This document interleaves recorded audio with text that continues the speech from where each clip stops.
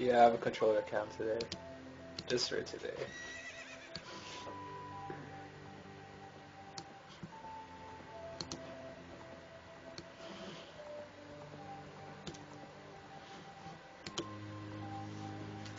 I'm so fucking tired, man. Like, I stayed up till like 5 o'clock in the morning watching Dome Star try to beat my PB.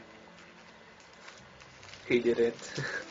He got kind of close. He was close at one point because I fucked up halfway through, but other than that, my trials were really good, so I kind of made up it. I made it up for it at the end.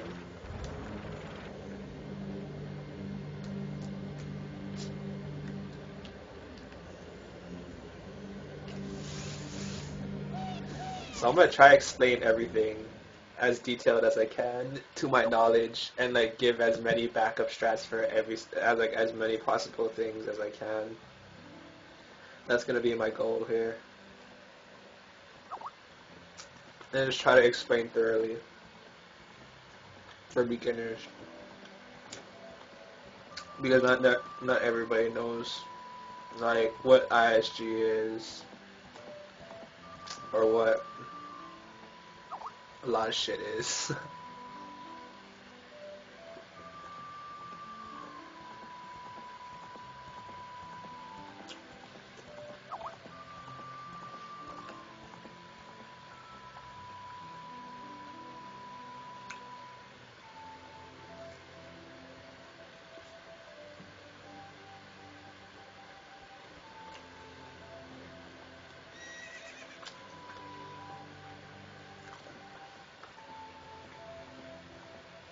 Kind of eating breakfast right now, sorry.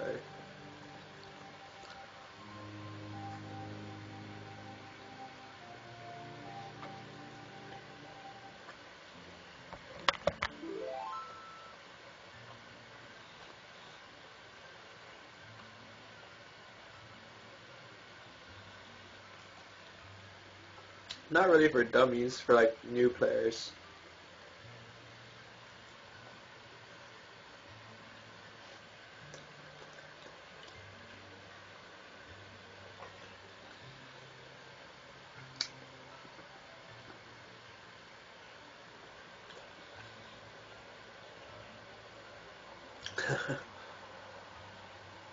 Oh, yeah.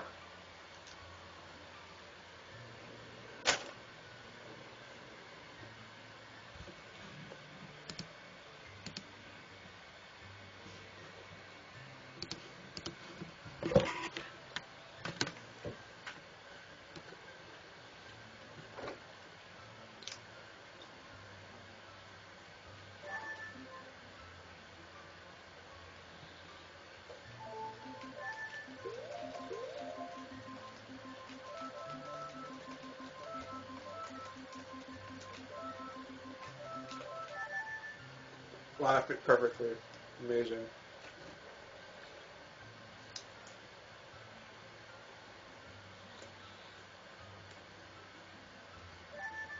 Well, I guess we'll just get started then.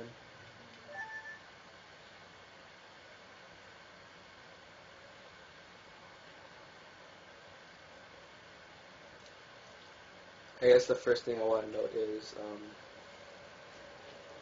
you want to be mashing through all text that's like scrollable. So like text like this, you don't need to mash buttons in. But like as soon as the Deku tree starts talking, you're gonna want to mash A and B pretty hard. I use one finger, I just go like that, or you can just go like that. But you just want to be mashing buttons to make sure text scrolls by as fast as possible. Um, if you hit A and B or A or B at a certain frame before the blue box pops up, you get a chance for fast text, which makes the text scroll by like super little bit faster. Like I see no difference in it, how fast it is, to be honest. I just like hit buttons. Like I don't really care. I just hit buttons. It doesn't really matter how you do it. Just hit buttons during when people are talking to you and shit. Right here. This is when you're gonna start mashing. I guess the way you can tell if you got the fast text is if the blue boxes at the bottom of the text box don't show up. I'm pretty bad at it though. I can't mash hard enough. Whatever. I'm not gonna mash hard. I'm too tired. Hello, Shiz and Hizakia. I only have a controller cam because I'm doing a tutorial today. That's the only reason why. Because I was gonna use an input plugin, but like it was messing up my right side hops. Like I don't know why. Like I would be holding right and side hopping, and I would be going left, and I was just like, fuck.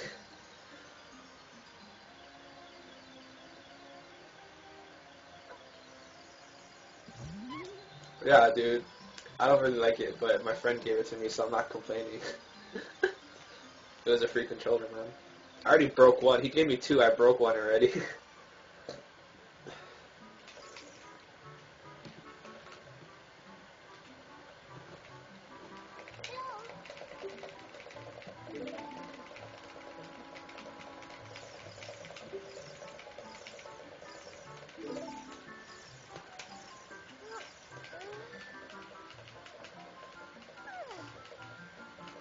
Damn, there's like way too much blue up in my chat. I'm not gonna pay my nails. You guys are crazy.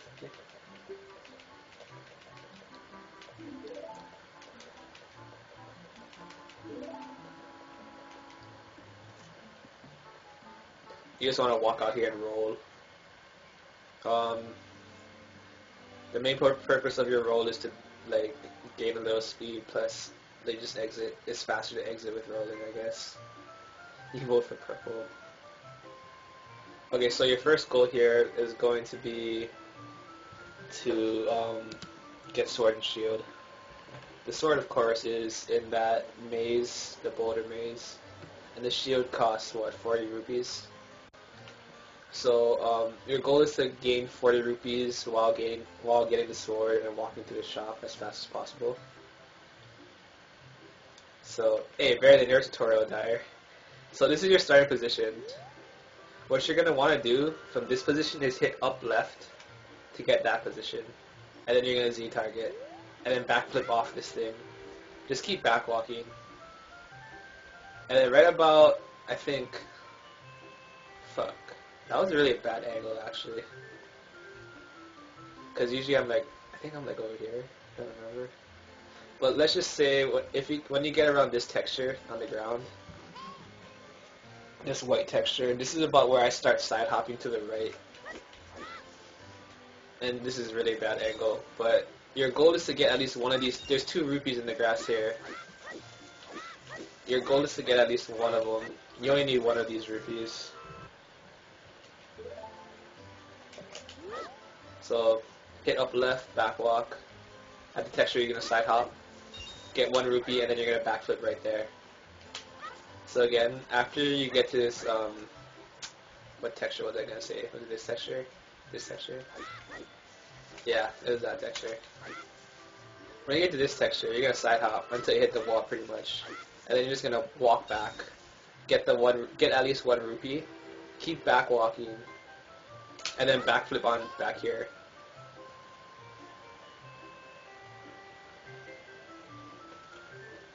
Hello people in my chat. So up left, Z target, walk back. I wasn't walking back though because I'm being stupid. Texture, side hop, backflip. One thing to note, for basic movement in this game, walking backwards is always faster than walking forward. But it's mostly used over longer distances. If it's shorter distances, it's actually faster just to roll like this. But longer distances is faster to back walk. God damn it, Dyer. It's just for beginners in general in Chaos Knight. Because I know Chaos Knight kind of want to learn some stuff. So hit up left, Z target, backflip. Side hop, backflip. Now you're going to make your way up here. This is your next part. You're going to kind of want to line up, link to the right of this edge of the fence here. And you're going to turn around and back walk. That was a really bad angle. It's really hard to do in slow motion. Turn around and then just back walk here, and you're just gonna jump over the fence like that. And you're gonna keep back walking until you pass that plant.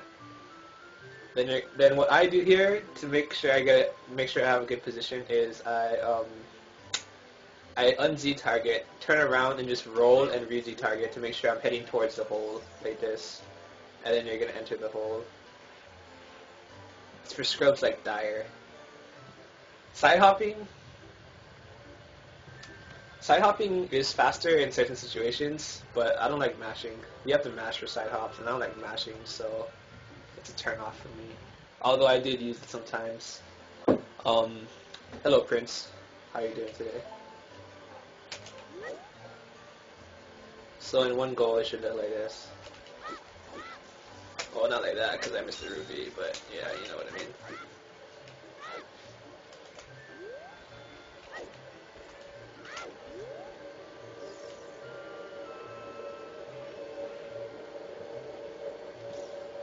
Yeah, I guess you can time your side hops. I just mashed it. Okay, so when you get here,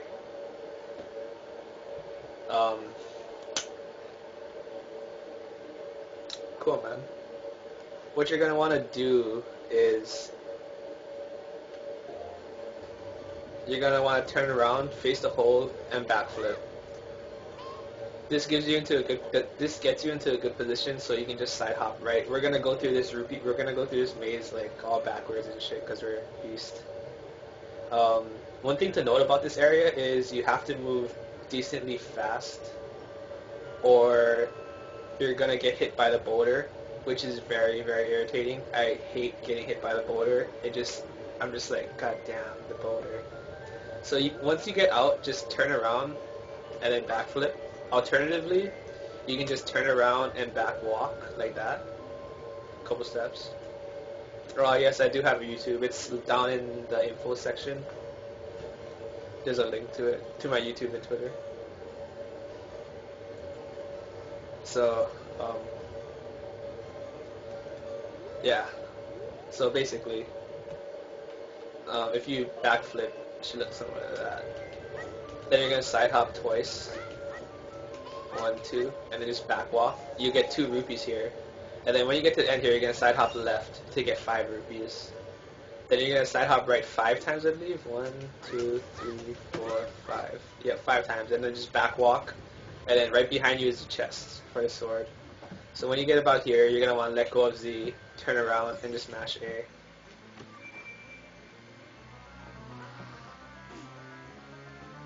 And that gives you the sword. After you get the sword, you're gonna have to equip it. I like to pause right here and just equip it right off the bat. Some people like to pause it at different times. But what you're gonna do is, after you equip the sword, you're just gonna press pause again to unpause. Like I see people like they always like press B or something to get the save screen, and then just press B again to unpause. But like I think it's slower. It's always faster just to unpause. Another thing to note is you should get used to scrolling through your menu screens using R and Z. Instead of having to like use your control stick all the time to go through everything, get used to using R and Z. Especially when you have like a shitload of items on your screen. I mean, in MST you don't get a lot of stuff, but you still do get some stuff.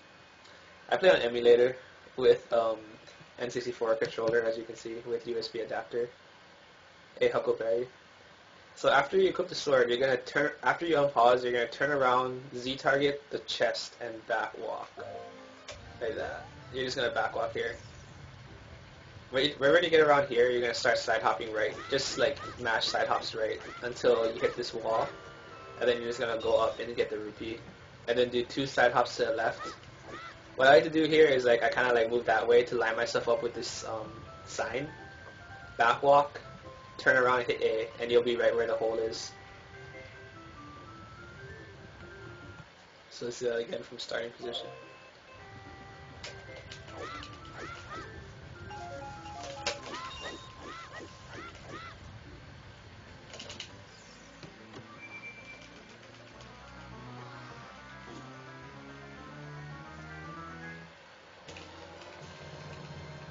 Another thing that's good to note is how many text boxes comes up when you get an equip. Like the Kokiri sword is always 2 text boxes. It's a good thing to note so you know when to stop mashing and when to start mashing pause.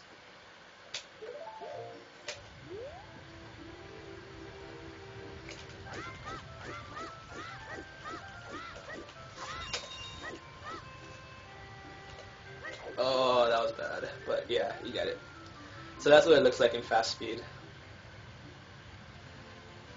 Let's do it one more time. Come out of the hole, turn around, backflip, side hop, back walk, side hop left. Oh, that was bad. Side hop right. Until get the sword.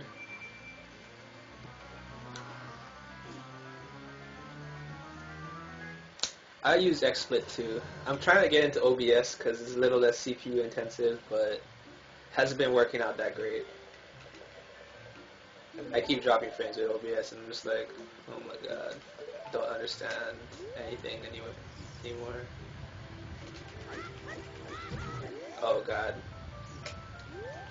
That's what happens if you wait a little while. You get hit by the boulder and it sucks.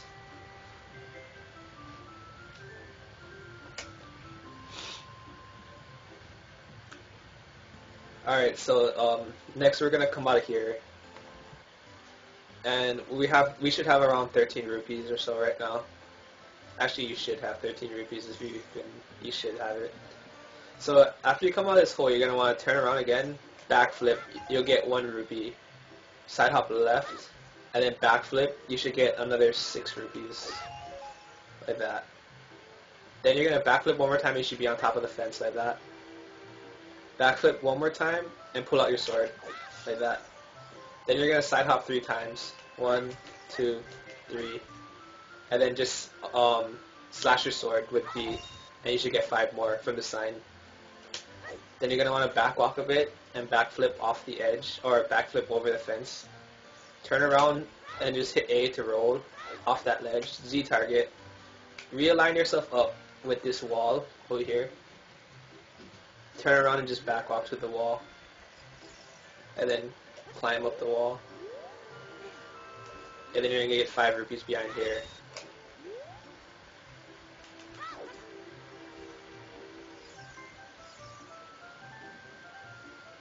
What? Oh yeah, I'll try to answer any questions you guys have.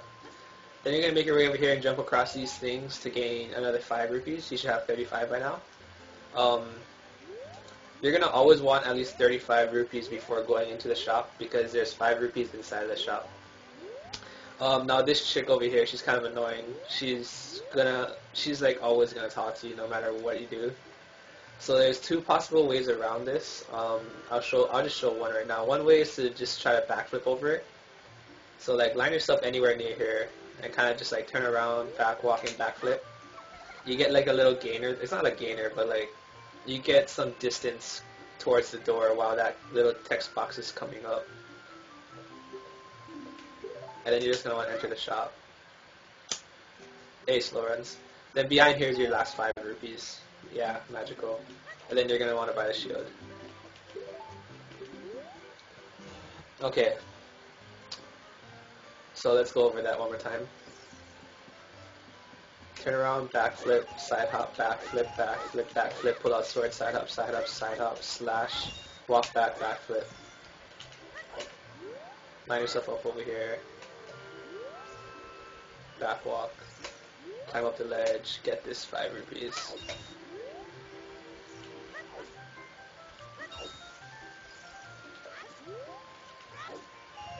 Okay, so another way you can kind of get more distance over here is before you get closer, just kind of Z target, walk up and then jump slash, like that, by pressing A. And then you'll get some distance closer to the door. It's up to you which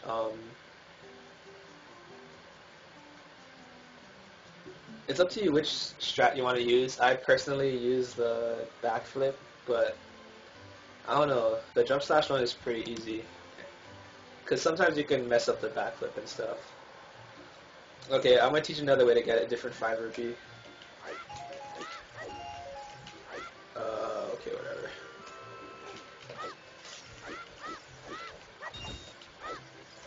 Okay, so another way to, if you don't want to get the rupees in the back of the house and you want to be a boss, you can do what we call bridge clip, and it's over here. So after that, you can just side hop until you get over here, and you can actually clip onto this bridge by timing a jump slash. I'm not really good at this trick, and I don't really like it.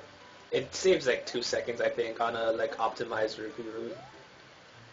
But like this is just like an option out there. I'm trying to like give as many options for everybody playing this game as possible, and this is just one of them to get 5 rupees.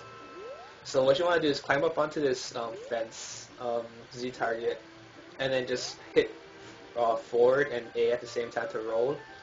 And then you're gonna kind of want to jump slash right when Link starts falling, Night Prince, like that, and you'll clip onto the top of this bridge. And then you're just going to want to make your way over to that 5 rupees right there. And if you get this one, you can skip getting the one behind the house and just continue across these gaps over here. Jump slash over or backflip over and into the shop. Get those 5. Buy your shield. Any questions so far, guys? You side hop and clipped out of the map. Yeah, that shit happens all the time. After you buy the shield, you're gonna wanna like kind of run towards the door a little bit and then pause. Equip the shield. Unpause and hold A. That right there is the first example of pause buffering I did. Since this tutorial is for beginners, I'm gonna try to explain pause buffering a little bit. Shoot, Huckle. What's your question, man?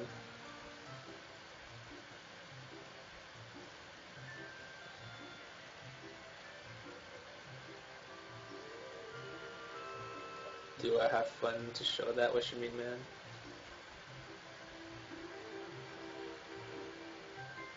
Yeah, to keep in mind, bridge clip is not like an easy trick. It's not something to learn. It's not something to do while you're still learning.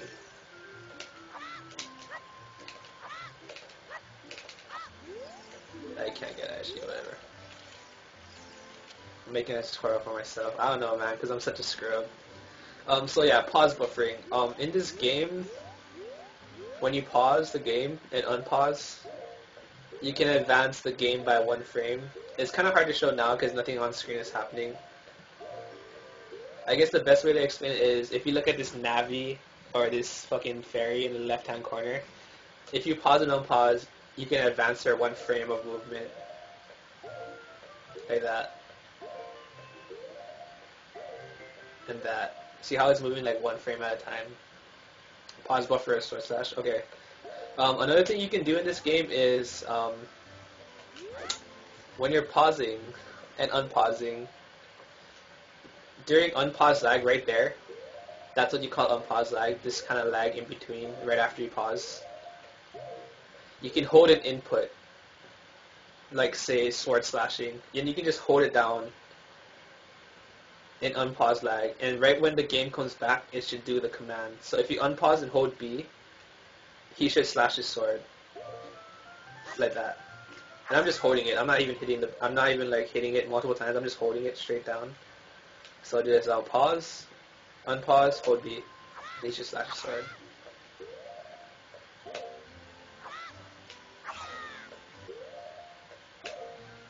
Oh wait, I did that way too early.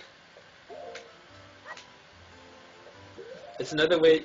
You can also like you can pretty much pause buffer anything. You can pause buffer rolls like that.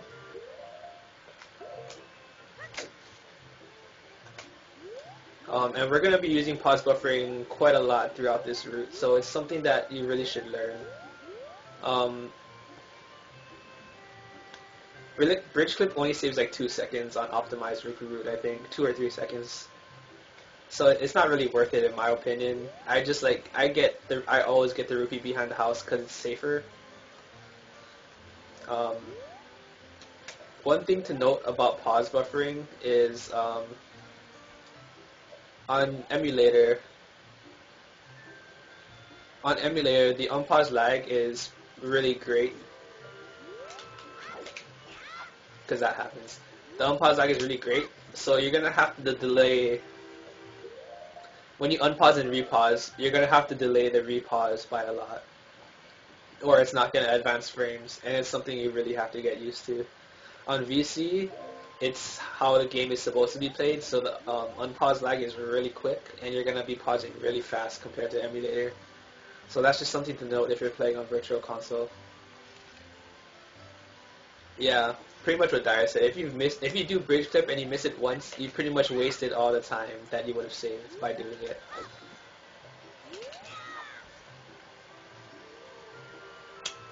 Oh yeah, I should go over some terminology. VC stands for Virtual Console. When the terms come up in the route, I'll try to explain them as best as I can. So yeah, that's just a short lesson on pause buffering.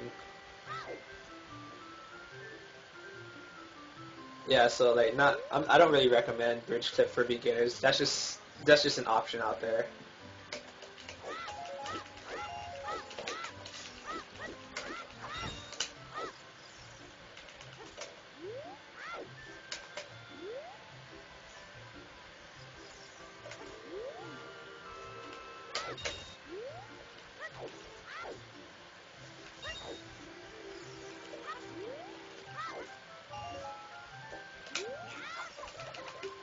Kind of like that jump slash method now. It's going pretty good for me.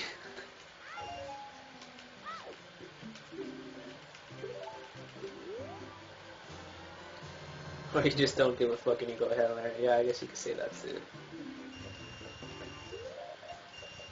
One thing to note about pause buffering is if you pause buffer correctly, like if you pause buffer a roll with A, your roll will come out even if you're in range of talking to someone. So I'll try to do it here. I didn't roll. You douchebag, Link. There.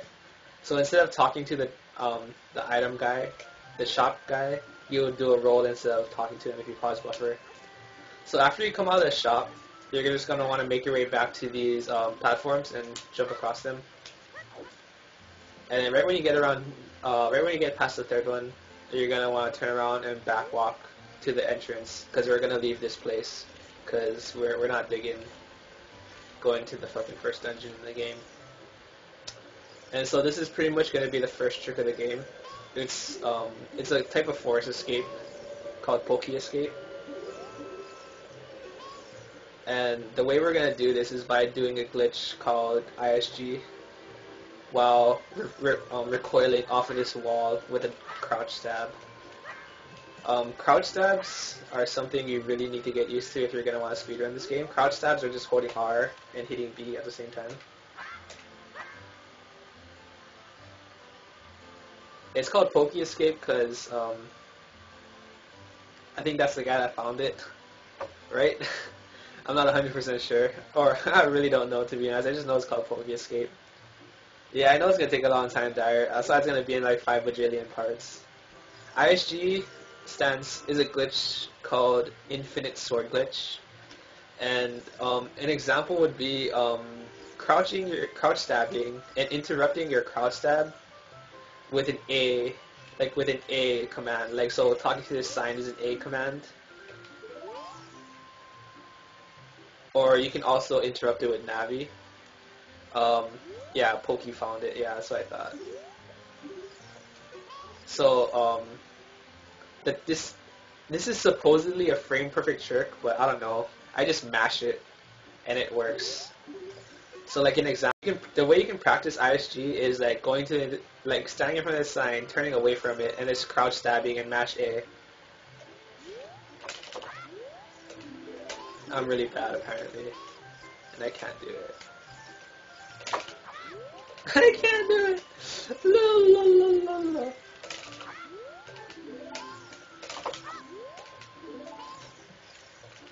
There we go.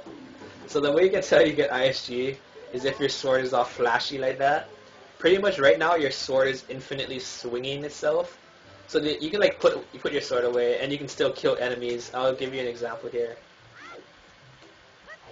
It's a 2-frame trick, okay. Right there. My sword is still slashing. I'm hitting the rock right now.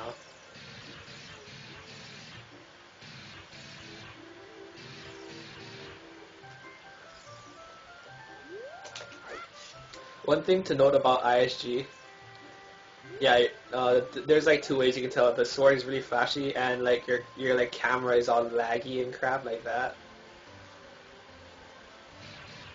So like it's infinitely swinging and stuff like that. That's how you can tell. There are some side effects to ISG, namely you cannot fall off edges. And this is a really useful side effect because later on we're going to be doing things called hovers, where we hover off the ground. So see, you just can't, I can like try forever and I'll just never fall off this edge because you have ISG.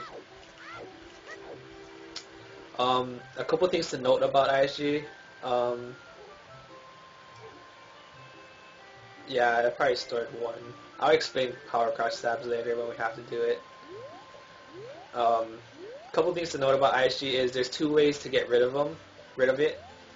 One way is just to crouch and shield. That gets rid of ISG.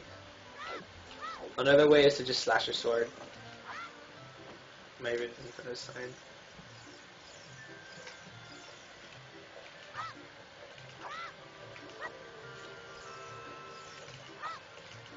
Can I not read? What the hell? What the hell's going on? Let's get out this guy.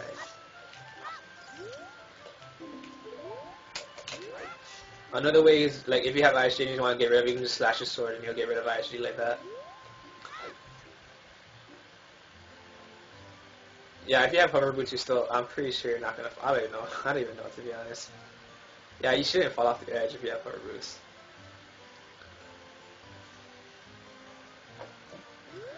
Just to keep in mind, you can get ISG off of any grabbable object, like this rock here, if you, like, angle your sword. Right there, you can get ISG off the rock. You can also get it, like, off plants, but they're way too far away and I don't want to walk to them.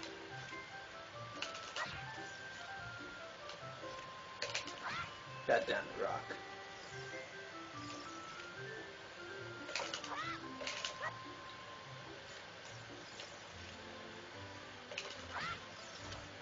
Yeah, whatever. You get my point. So, how do I know what do you have? I'll explain it when we get to slogans. Ooh, ever alert raid, sweet. Okay, so basically, this trick can be kind of annoying, especially if you're not used to getting ISG. So I recommend just practicing getting ISG like off of a sign or off of a rock until you get used to it, and then you can attempt this. There's a couple ways of going about this escape thing. This guy is usually just always going to be in your way, but we can clip into his butt because he's a bad guard.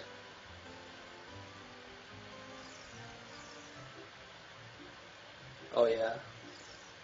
I can't really take damage in here though, so that's a bad idea. So pretty much what you're going to want to do is you're just going to want to jam yourself into this corner as much as possible. As you target the wall, make sure you're in there as much as possible. And you're going to want to ice shield turn. You can shield turn to the left. Shield turning is basically turning and holding shield. What this does, it allows Link to turn, but not move a single step. So all you do is ice shield, hit right, and then keep shielding, and like release shield and hold shield again, like that, and you'll turn right without moving. Then hit C up, and you're gonna want to line your B button someplace in this area over here. This is like not precise at all. Like you can be like over here, or like over here, not that far, or like over here. I think it'll still work. But like just have your B button in this area, this general area right here. Hey, cupcakes. And then you're just gonna hold shield to get out of C up mode. And then now you're gonna wanna try to do the ISG trick by talking to the dude behind you. But at the same time you're doing that, you're gonna be ricocheting or recoiling off of the wall, which will push you through him. So let me see if I can do this. Yeah, right there. If you time it properly, Link will be like inside of his body.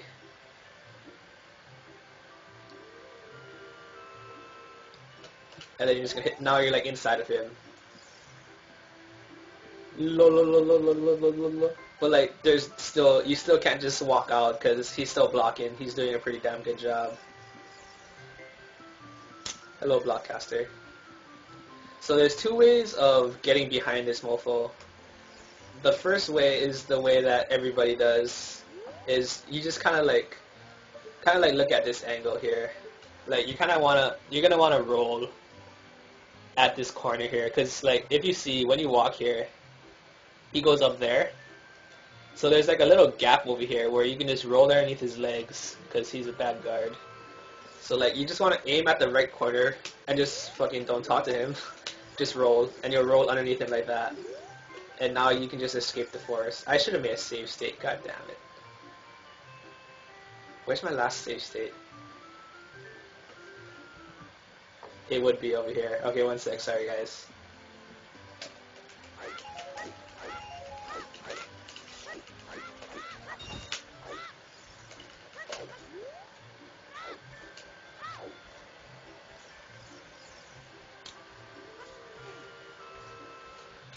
Yeah, that's pretty much the normal way to do it. There's another option though, if you just wanna, if it's just like a fun option, I think.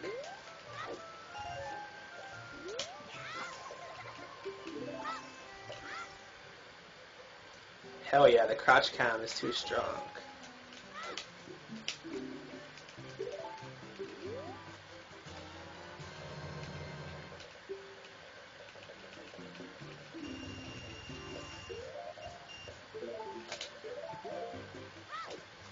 Alright, sorry, let me make my way back over here.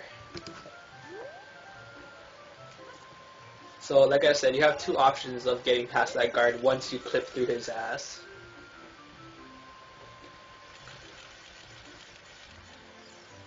I should also explain the non-see-up method of this. I'm gonna make a save state right here. So I showed you the way that you can just kind of jam your body into over here, shield turn, see up, and then clip through him like that, like by getting this angle. I didn't clip. Douchebag. Like sometimes that happens. Like you'll do it correct, but you just won't clip. That kind of sucks. You just have to realign yourself up again. And then that time was good. So your second option would be to just target him and slowly walk right, and then he'll just fall out of bounds like that, and he's just gone. Yeah, he's just not there. Like you can like walk away, come back, and he's just not there.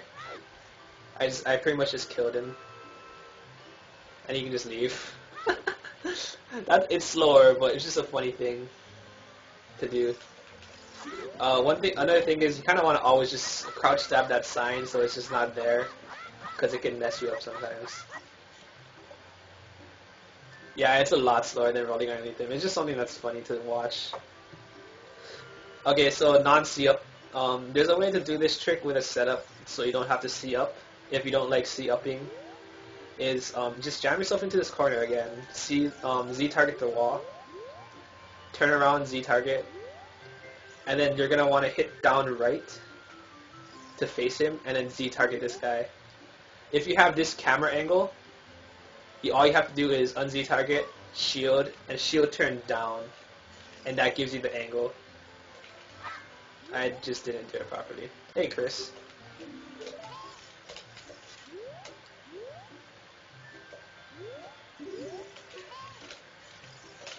Oh, that was horrible. I didn't get the angle correctly. Sorry.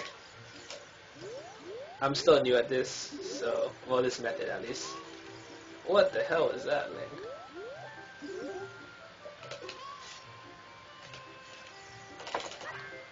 I can't clip.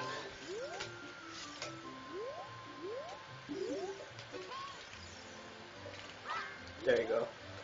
So that's just like a see-up list method you can do. And then it's the same thing, just like get over here and roll into the corner. And then you're out.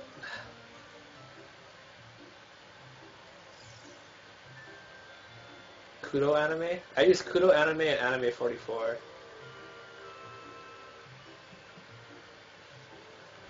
So one more time, get into this corner. I recommend the C-up method for beginners. Z target the wall, shield, right and hold shield. I took a step there. If you take a step, just back walk. Make sure you're in there. If Navi wants to talk to you, just talk to her. C up and just like line your sword up someplace over here. I don't know how to do this apparently. Just mash. That's like my only advice to you, just mash. Like, you can time it, but it's a silly trick to time. You can just, actually you could just time it and keep redoing it. Holy crap, can't do it anymore. ISG too strong. Yeah, you can just mash it like that. And it usually works. I wasn't mashing hard enough apparently. So yeah, line yourself up towards this right corner, anywhere. You don't need to see up here. And just roll. Oh crap. Oh, guard too strong, man. There. And then you just go through him.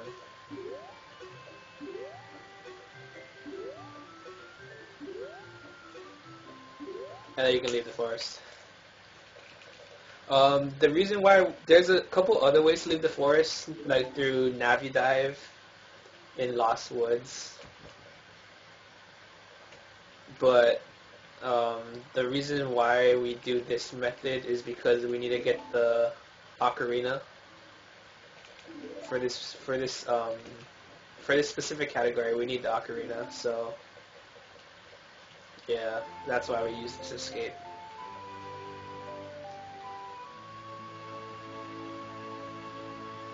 You're watching Cucco. I've never heard of that one, I think. What's that about?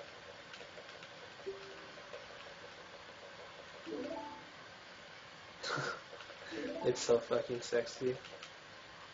I don't know, is that bannable? If it's fucking bad, just do it. You don't need to ask me.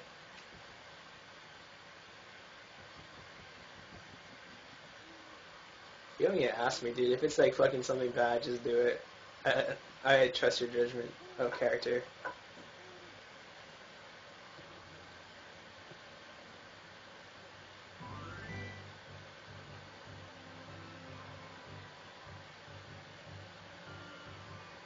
I can see that. Thanks, man. Okay, so this is going to be the second trick of the game. This is called WESS. It stands for Water Extended Super Slide.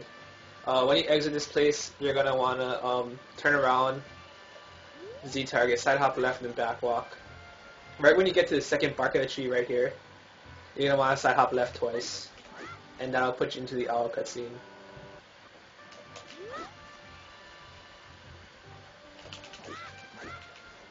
Okay, so this guy, you have to talk to him a couple times in this run, which is kind of sucky. You just want to mash. Just mash until you get to this fast text here, and then you're going to want to hold down.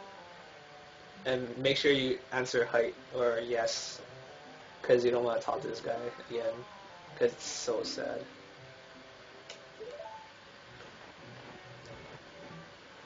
Okay, so after this guy talks to us, we're going to want to make our way to Kakariko. And we're going to want to get there before a certain part of the day. What I like to do is I like lining Link's body up kind of towards the right side of this tree. This is like, I think this is like one of the hardest things to line up because like there's no precise way of knowing where exactly you're going to end up. But like lining Link's body up to the right side of this tree is the best way in my opinion to line up for WESS.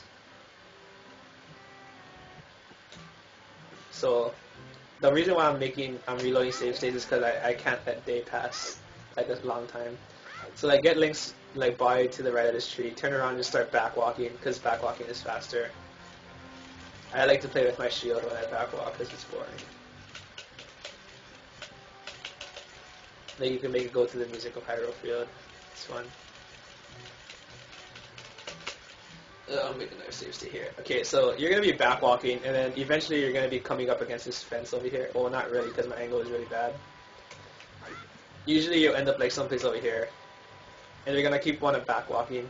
Right till, depending on where your angle is, you're going to want to side hop at a certain point. At this angle, I think it's best to side hop later. Like, so when you get to around here, you're going to want to side hop left and jump slash. Well, that was really horrible because I didn't jump slash fast enough, but... And your goal is to hit the fucking fence like that. That's your goal, to hit the fence.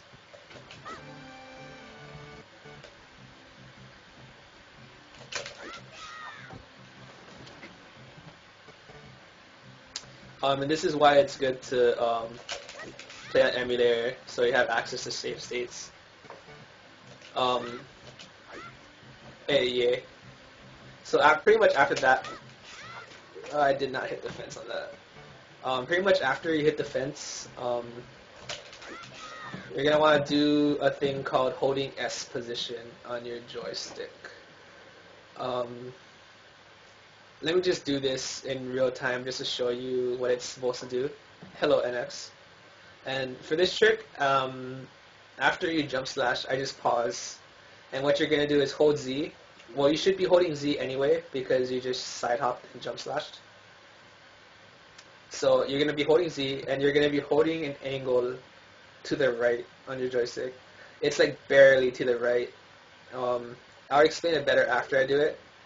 But like, you should be holding right, and your screen should not be moving, like your item screen. Like if you hold too far right, it'll do that. You're gonna want to hold barely right so it doesn't do that, like that. But apparently I didn't hit the fucking wall. What the hell? Why? I'm hitting invisible parts of the wall like this. And that's why it's better to jump slash later. And so if you hold the right position, you'll get this kind of like really fast slidey thing. It's called a WESS, Water Extended Super Slide. And the reason why we do that there is because it's, first of all, there's an owl right there. It skips the owl, and it gets you into Kakariko at a fast enough time that later on in the run, when you need to go to the castle, you'll be able to get into castle guards before nighttime, which saves a good amount of time. Yeah, dude, EA, the jump slash mechanics over there are so weird. So,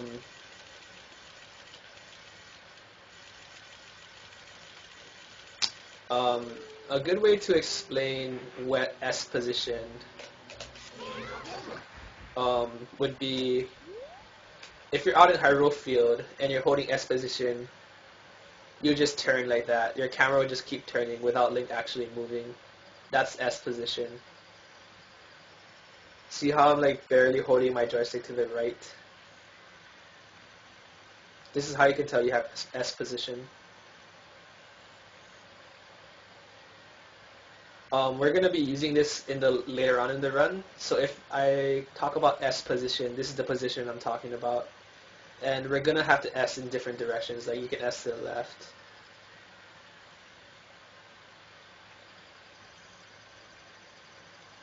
For this specific trick, you're only going to be holding Z and S position.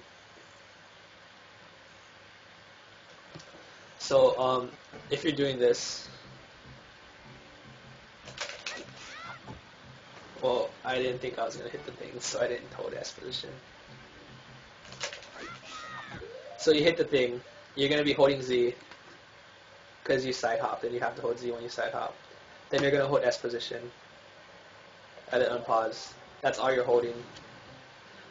You can kind of do this thing where you change angles by just taking your finger off Z and re-holding Z. That's why it's called an extended super slide, because you can change the angle. And I did horrible there. It's actually easier to pause for this trick. Oh, invisible walls. You tried to super slide and you don't get it. That just basically means you store a ground jump and you have to just backflip. Just backflip and you'll be fine.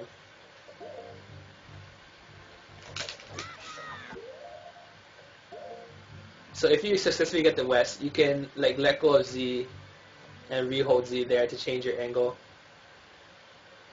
All you're doing is letting go of Z and re-holding it. That's all you're doing there, and it changes your angle. Because like the way wet extended super slides work is if you let go of Z, you'll kind of just be doing this spinny thing, and if you retarget, you'll get the angle again. So I'll just do that. Oh yeah, walk the wrong way. Like, what the hell are you doing, broski?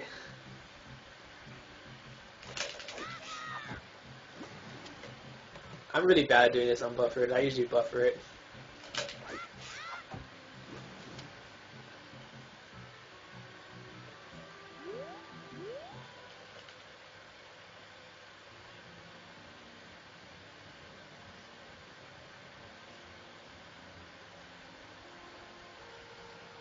Super slides are really easy. I'll explain it later when I have bombs. Okay, so you get to Kakariko, hopefully at a good time. We're just gonna collect Cuccos. Because we need a bottle. Pretty much, there's no real way of doing, like, there's no real way of explaining how to collect Cuccos besides a couple tricks here and there. Because it's basically our RNG, random number generators of how they move. So basically, you can just pick up the first one at the entrance, back walk to around over here, and kind of just throw him in this direction to make sure he goes towards, to make sure that he walks towards the pen. I can't speak English. Then you're gonna want to come over here, break this box, come up to the wall to make him move that way, and then you're just gonna target the wall and side hop up.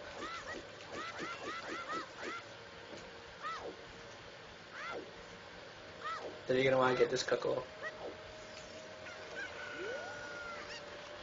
You're just going to want to jump down here, and we're going to want to jump towards that Cucco behind that fence over there. And then we're just going to throw these Cuccos towards the pen, and they should walk towards it. And then we're going to get the last one that's down here from the crate. And that, see, this is what I'm talking about, Cucco RNG, look at them. They fucking move all the way over there. I hate when that happens. So that's kind of the reason why there's no real, like, really good strat for this, because, like, it's all fucking RNG to decide where they fucking move. It's never been this bad before. So after, you should have 3 of them in the pen right now, and there's 3 more.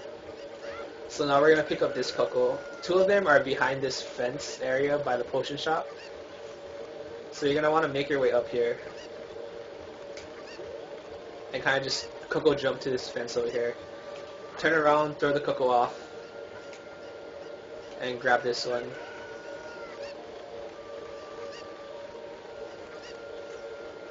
Yeah, only for tutorial they would have worse RNG. And I kind of like aim towards the edge, the right side of the edge of that wall over there, and just throw them down. You can do like a little time saver here by climbing up on this fence and like grabbing onto this ladder, but I suck at it and I can't do it. And the last Cucco is up here. For this last one, I kind of like to angle myself this way, and then like kind of just like let go of him, and hopefully, like if you're lucky, he'll head in the right direction. This guy I kind of just throw that way and like slash my sword to make sure he goes that way. And then the last one I just pick up and walk over. So that wasn't too bad RNG. Like they got in decent positions. It could have been much better. Oh no. One thing to know, this lady's a fucking chatty bitch, and like she like just likes talking to you. When you get all of them into the cage, you kind of want to walk towards this way because this is where you want to be, and then just talk to her. Like, look how far away you can talk to her, man. You're like so far away from her, and she still talks to you. And then you get the bottle. The reason why we get this bottle is like the fastest obtainable bottle at the beginning of the game. And then you're gonna want to pause and equip bottle, either to C right or C down. Those are the 2 buttons I recommend. It's up to you though. You can equip it wherever the hell you want. Hey, Dome Star. Then you're going to want to make your way over here to this rock here, pick it up, shield drop it, and then just catch the bugs, because bugs are really good.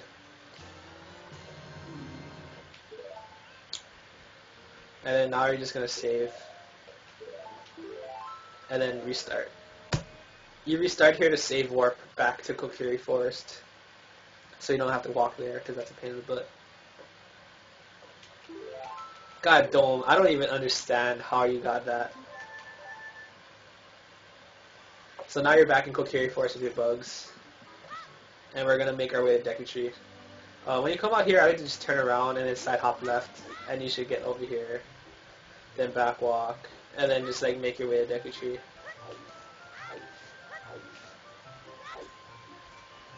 You can just talk to this guy because you have the sword and shield, so you can actually get past him.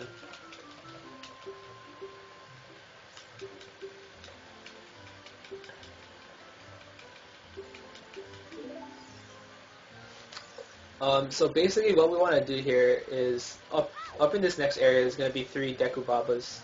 What I like to do is I come to around here and start side hopping left. 5 side hops. And then I take damage, and then I hit him. And then I pick up the stick. Then I come over here, take another half heart damage, and then roll into this cutscene. The reason why you want to take damage there is later in the Deku Tree, we're going to want to kill ourselves, and it's just faster to take damage outside. So we don't have to take as much damage inside.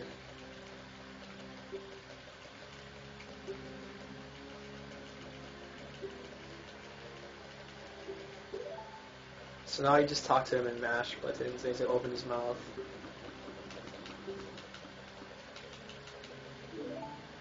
And then we're just going to back walk into the Deku Tree, because back walking is faster. You should have 1 stick. You can get multiple sticks. Like if you feel safer with more sticks, you can get like 2 or 3.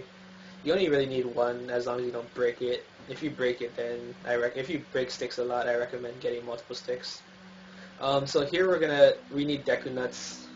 So I like the quick draw here. Quick drawing basically is just doing that. And to do that, you just hit B, and then hit shield, and you do a quick draw. It's really easy. I just quick draw, walk towards this Baba. When he comes out of the ground, just like fucking Z target and then jump slash him. Did he just not die? What the fuck? That was weird. But yeah, and then pick up Deku Nuts. I like going to this guy too and killing this guy. So right there, that's an example of power crouch stabbing. In this game, crouch stabs take the amount of damage as the last move dealt. So if you slash, that's 1 damage. If you crouch stab, that'll be 1 damage. If you jump slash, that's what, I think 2 damage, or yeah, 2 damage. And if you crouch stab, that'll be 2 damage. So pretty much whatever move you used before you crouch stab. So just jump slash, 2 damage. Crouch stab, 2 damage. Just keep that in mind. We're going to be using that a lot, that's why. So after you get your nuts, you're going to want to pause and equip nuts and your Deku Stick. Deku Stick deals 4 damage. So if you jump slash with a Deku Stick and you crouch stab, that's like the most damage you can deal as child right there.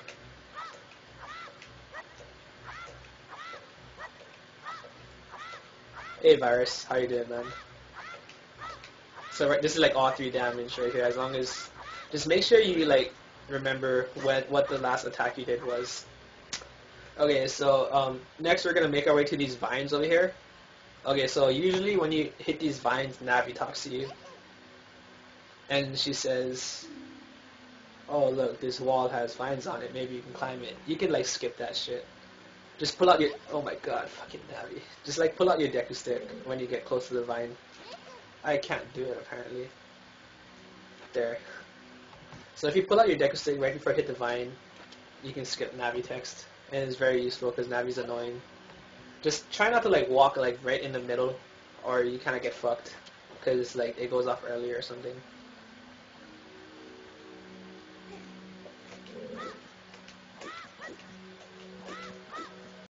So like I like to climb up on the right side of this wall, and then when you get up here, you can just side hop 5 times. So as you target, side hop 5 times, and just back walk.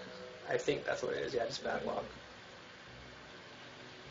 And then when you get to around here, you're gonna want to backflip onto this chest, because since we skipped the Navi text earlier, if you come to this climbable wall, she's gonna go off over here and be like, "This wall has vines on it, maybe you can climb it."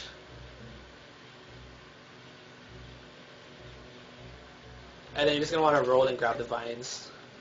You're going to want to watch out for the wall tulas here, because they're assholes at that. If they hit you, you're going to get Navitex automatically. And that's a pain in the butt. You've had 0 damage crouch stabs before? That's weird.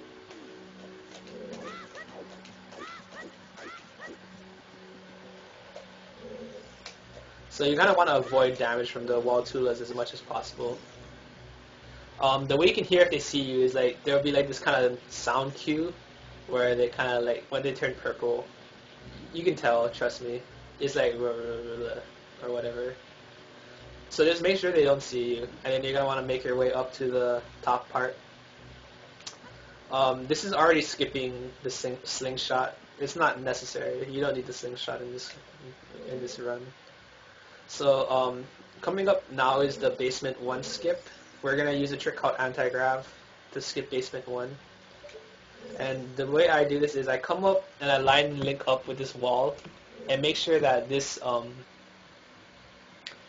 guess this little part of the platform here is between his legs. That's how I kind of tell that I'm in the right position. And then now you're just going to want to, you're going to backflip, throw a Deku Nut, side hop, backflip, pull out your sword, jump, slash, and hold shield. You're going to want to do that really fast though, because we throw the Deku Nut to stun the Skulltula so he doesn't hit you. And then you're just going to backflip off of that. So backflip, Deku Nut, side hop left, backflip and pull your sword by hitting B, then jump, slash, and hold shield. The reason why you hold shield is when Link does a jump slash, he automatically moves his body forward a certain amount. But if you hold shield, he doesn't move that extra distance forward, and he just stays in one place.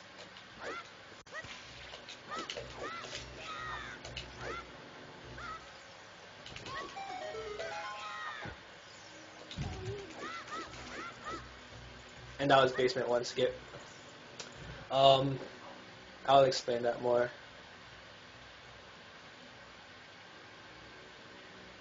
Yeah, it depends on how fast you're climbing. Like, if I'm spotted, I kind of just like climb twice and wait for them to see what they do. If I feel like they're too close and I'm kind of scared, I kind of just stop moving at all and wait for them to turn away from me, and then I'll start moving again. But yeah, it's like 1 to 2.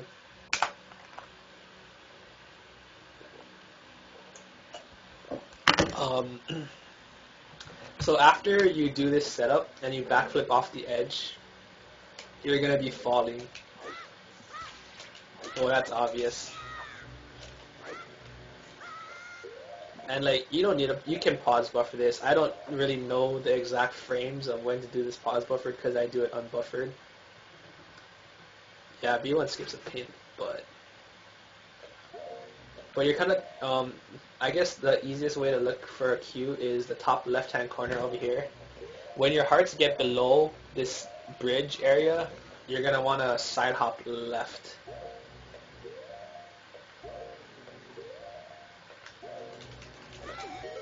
See how I side hop left there? So instead of being right here where Link should be, you side hop left and he'll be over here. And then now you're going to want to pause buffer to advanced frames again. And the way I look at this is his hearts, once they kind of go below this, when it goes into this out of bounds area on the left side over here, that's pretty much about when you're going to want to press B.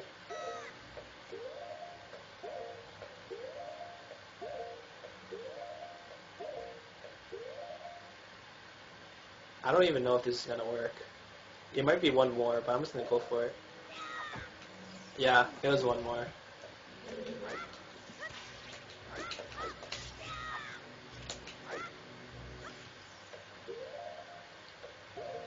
Sorry guys, I don't really know how to pause buffer this trick because I don't pause buffer. But I'm trying to explain it as best as I can. Okay, so the hearts are below this bridge, so we're gonna side hop to the left by holding Z, and then I just kind of hold left on my joystick and mash A. Then we're gonna pause until the hearts are out of bounds. 2 more frames, I think. Yeah, right about there. That should be good. right there, and you skip basement 1. Okay, so the reason why we get that initial angle up at the top is if you're just gonna want to continue to hold Z, and then when you fall to the basement 1, you'll have this kind of angle that looks like this. And like this is the way I get flame on my stick, because like we need to burn the web. Let me try. I don't want to lose my angle. See how there's a web here? We're gonna have to burn that. You could technically just like backwalk and fall through the web because it's not loaded because of the basement 1 anti-grav. But since we need to come back here later, it's better just to burn the web now. And the way I do that is once I fall to the basement, I just mash left side hops till I get around over here. I walk up to this torch. Make sure you're like in there and you can't move anymore. Side hop left, side hop right. Jump slash and hold shield. Then you're going to shield turn to the right. Target. Backflip, pull out your Deku stick, and backflip again. And you should have flame on your stick. That trick right there was found by Gregor Tixelkins. It's called the 1 pixel Tixel flip. It's a cool trick. There's other methods of getting flame on your stick though, and I'll try to show as much of them as I can. So going through basement 1 skip again. It's called the 1 pixel Tixel flip. It was founded by Gregor Tixelkins. It's an awesome trick. So just pause buffer until your hearts are below the bridge. Side hop right.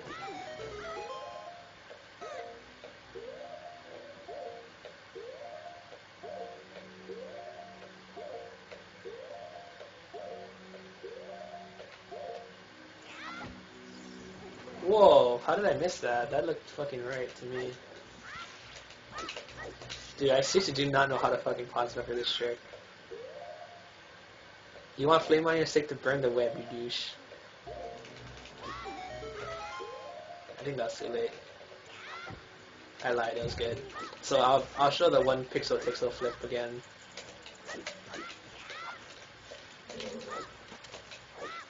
So that's the 1 pixel Tixel flip. Another way you can get flame on your stick is by doing flame storage. The easiest way to do flame storage would be like to push this block forward once, jump onto this right edge, see up, and align your sword with the flame like this, or a little bit to the right of the flame. Then you're going to want to pull out your sword, and then roll and do a jump slash midair. So you hit the flame like that. And you'll have flame, like the next time you pull out your Deku stick, you'll have flame on it. This trick is called flame storage. And this is how I originally learned how to do this. So get up on the ledge, or get up on the block, line up your C, or line up your sword at that, pull out your sword, oh, don't fall. Roll, and then hit the top, and then you'll have flame. That's just another method. The third method you have is getting ISG. So you can get ISG off of this Baba. I explained earlier that you can get ISG off of reading stuff, like with A commands. You can also get ISG by interrupting your crouch stab with Navi. So if you target an enemy, you can hit C up, and you'll get Navi text, right? You can crouch stab, and then during your crouch stab animation, immediately hit Z and C up, and you'll get ISG, like that. So now you have ISG, and now I can just show it off. You can just like walk into enemies, like kill them. So that's the infinite sword glitch in action. So basically, once you get ISG here, you can just pull out your stick, and then line up with this white texture on the wall. So remember how I was explaining earlier that with ISG you can't fall off edges? We're going to use that to our advantage here. So line up with this texture on the wall, turn left, Z target, and backflip. You'll backflip onto this small ass ledge next to the flame, or next to the torch. And then from here, all you're going to want to do is hold your joystick right. Yeah, flame storage is dumb. I never do flame storage. I don't like it at all.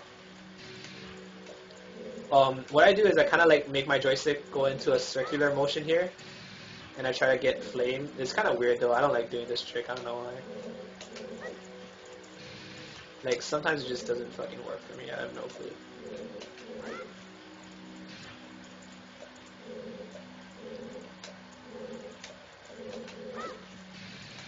Yeah, what the hell is going on here? I can't get flame on my stick, guys.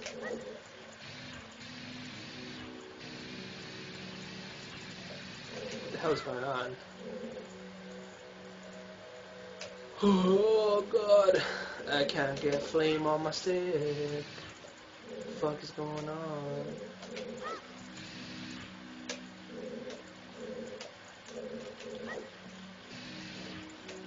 I seriously don't know why I can't do this. There we go. So once you get flame on your stick, you just side hop off. And then, shield. So yeah, those are your three options. Yeah, shiz, I'm gonna jizz all over the place.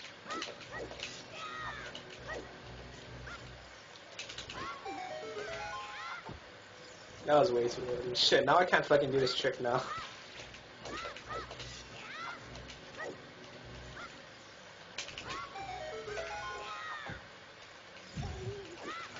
I personally use the 1 pixel flip.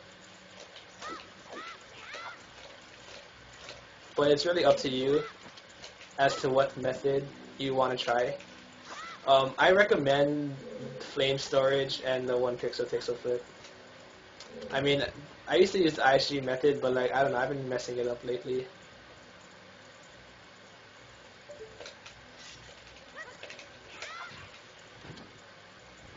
And so you can just make your way over here and then like burn the web.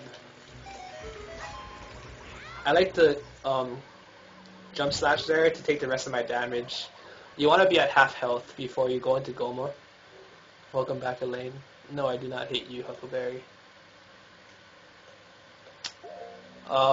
If you need to take extra damage, you can just take damage from these Deku scrubs because they're just going to keep shooting at you. This is 2-3-1. It's always the same. I just died. It's always the middle, then the right one, then the left one. It's never anything else.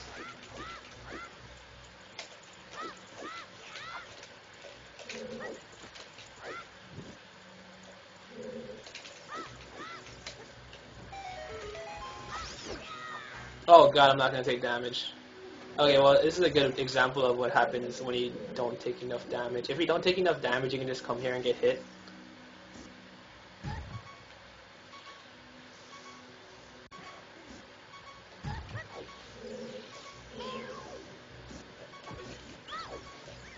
So I just do 2-3-1.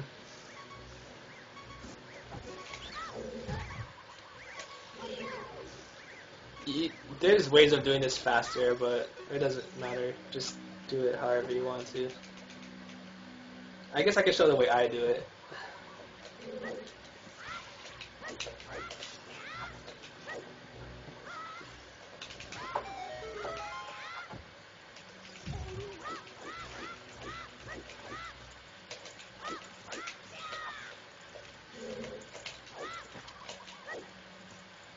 And I did not. Usually if I miss it, I just get ISG.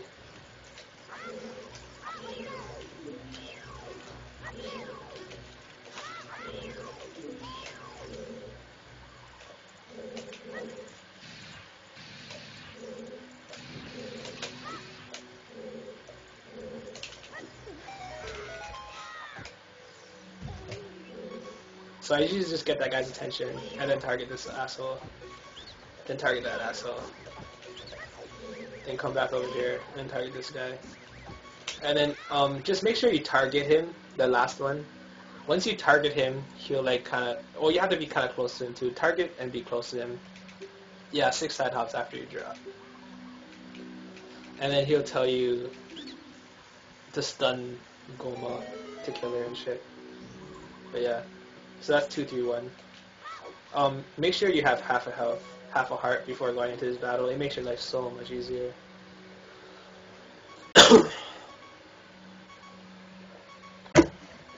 So power crouch stabbing, that's how we're gonna kill her.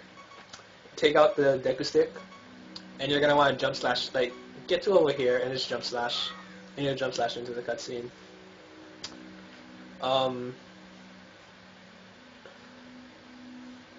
Jump slashing, that just, okay, so you just jump slash with your stick. Now whenever you crouch stab, it's gonna do the same amount of damage as that jump slash with the stick. So just make sure you don't like slash. If you do that, or if you do that, you're going to want to re-jump slash with the Deku stick, or you're going to get messed up. So now you're going to see up and look at Gohma, and she'll look at you. I'm going to make a safe stick here. Oh, you kick ass. Highlight every freaking trick. I don't think I have enough time for that. Okay, so Gohma. She's going to come at you, and her eye is going to turn red. You can like walk up to her and do this, but like I feel that whenever I walk up to her, my angle gets all messed up and I don't kill myself half the time. The safest way to do Gohma would be to wait for her to walk up to you. When her eye turns red, you're gonna throw a Deku Nut. It's gonna stun her. After she's stunned, you're gonna want to crouch stab her once, and right after you crouch stab, you're gonna want to immediately Deku Nut again. Oh no, I paused the emulation. Immediately Deku Nut again, so the Deku Nut hits her while she's in her hurt animation.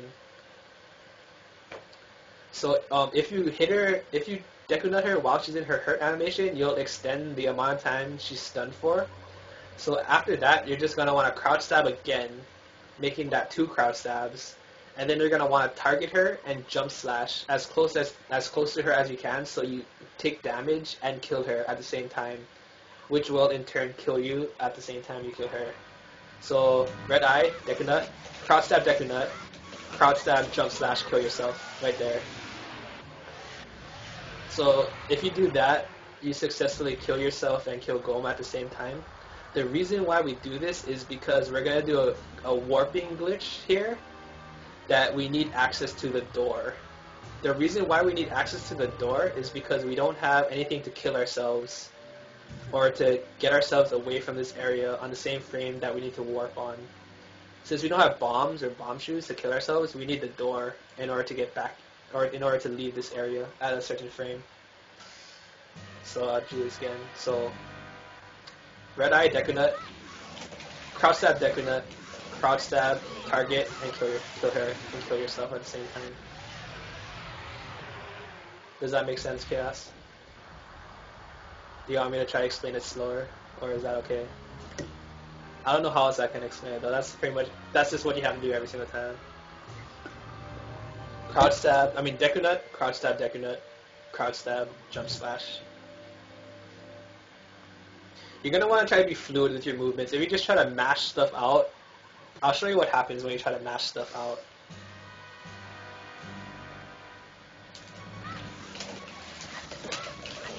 Right there, that's what happens when you try to mash stuff out. You'll put your sword away, and you'll just get fucked. I've seen a lot of people do that. They just put your sword away, and they're like, why? It's because you're mashing, bro.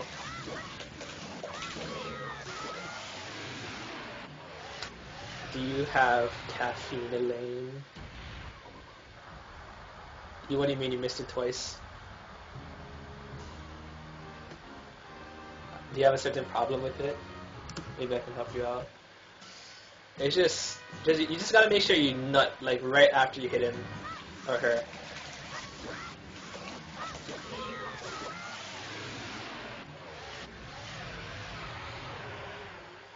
Oh god, Elaine, it's gonna be a long day.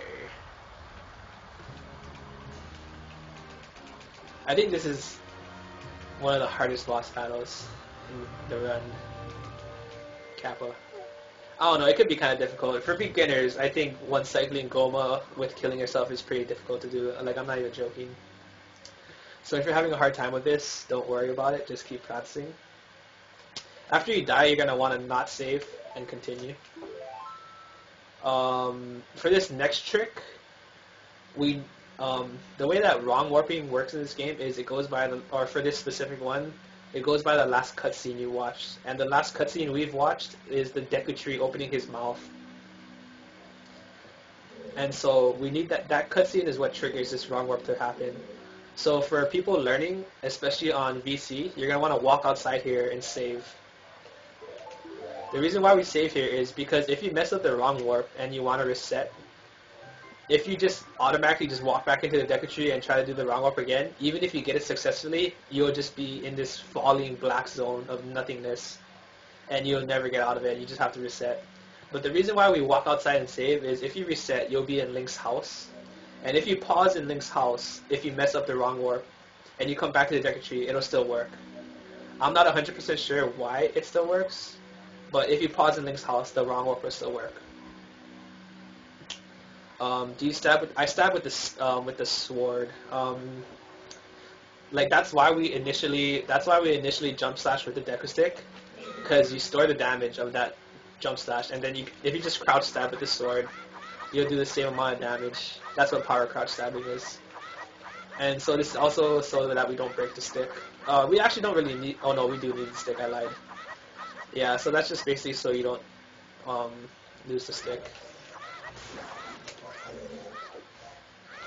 So yeah, so just walk out and save, just as a precaution, so you can like pause in Link's house. And then there's a couple of tricks we can do here. I showed you guys the anti-grav way to skip basement 1. There's 2 other methods of skipping basement 1, and we're going to need to do one of them, maybe 2 of them if we mess up. So the first one is called the Deku Baba Mega Side Hop. And the way this works is, the easiest way I can explain this, I should make a save state here. The easiest way to do this would be to come to this edge right here, see up, and then line your sword up near this kind of texture right here. See this little bowlish texture? You're going to want to line your sword up anywhere near. It can be like in the middle, it can be to the right. I just like right here is fine, it doesn't matter. You want the boner cam. Then you're going to hit A to unsee up. Then you're just going to turn around and Z target. Oh god, he was in the way.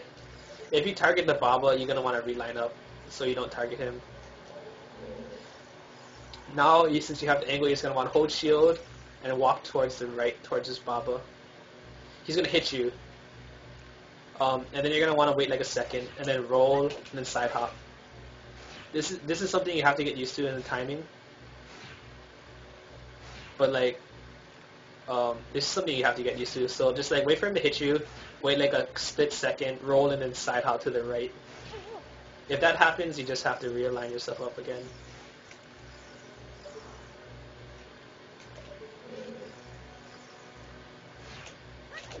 Right there. That's the Baba side hop. And that skips basement 1 again, so you're back on basement 2.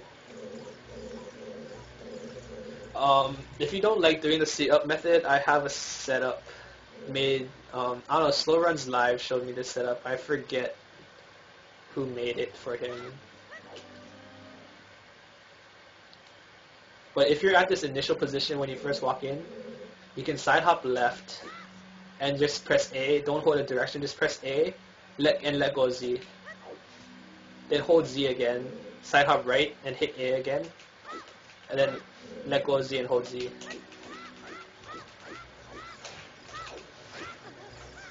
So that looked really confusing. I'm sorry. Like, it's something you have to do really fast. Oblivious B. Okay, it was created by Oblivious B. I think some other people have. I think SVA has a setup for this too.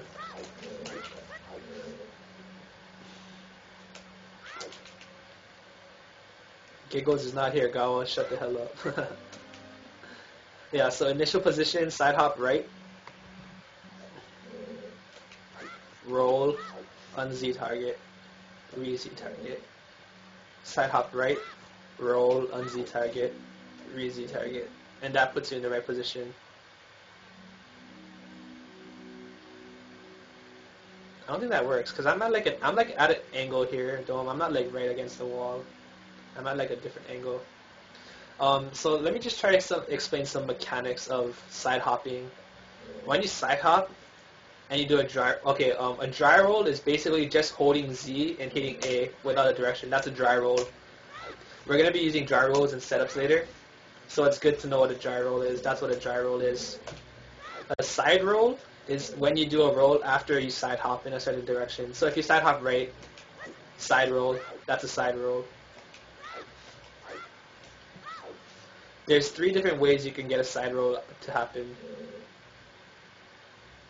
Did I say side hop left? My bad. You can get side rolls by side hopping to the left and then dry rolling for a side roll, side hopping right and then dry rolling for a side roll, or back flipping and then dry rolling for a side roll. Oh, you can also walk back and dry roll like that, or a side roll. Those are the 4 ways you can side roll. When I say to unretarget and retarget, that just basically means you're gonna like probably do like side hop, side roll, un-Z target, and you'll be at this new angle, and you're gonna re-Z target to get that new angle. That's pretty much what I mean by un-Z target and re-Z target. I know you don't really need a special angle, but I don't know. It just looks cool because it's a setup. So side hop right, side roll, un-Z target, re-Z target, side hop right, side roll, un-Z target, re-Z target. And then from this position, you're just gonna want to hold your shield and side hop 6 times. Right after the 6th side hop, the Deku Baba is gonna immediately hit you. Right after it hits you, you're gonna want to roll immediately and side hop to the right, and you should get it. Wait, what the hell? Why was my angle so weird?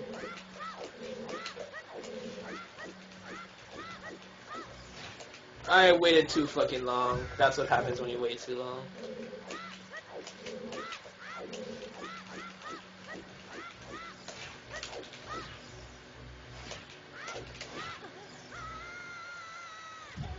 And that's just like a setup to do the Baba side hop. Okay, the other way of getting, if you miss that for some strange reason, or you somehow fall down to this ledge, just target the wall and YOLO it. I guess you could do that too. There's a way to actually just like jump from this basement 1 area to the basement 2 area. You can do this by kind of like line up over here. See how there's like a little incline right here where it starts going down into the water? Kind of like line up Link over there, and you're going to want to roll, just dry roll, hold Z and press A to dry roll without any direction. And you're going to be kind of stuck into this little corner here. When you're in this corner, you're going to want to backflip twice. The reason why you know this is the correct angle is after the second backflip, Link will kind of move towards the left because he's going to be hitting the wall.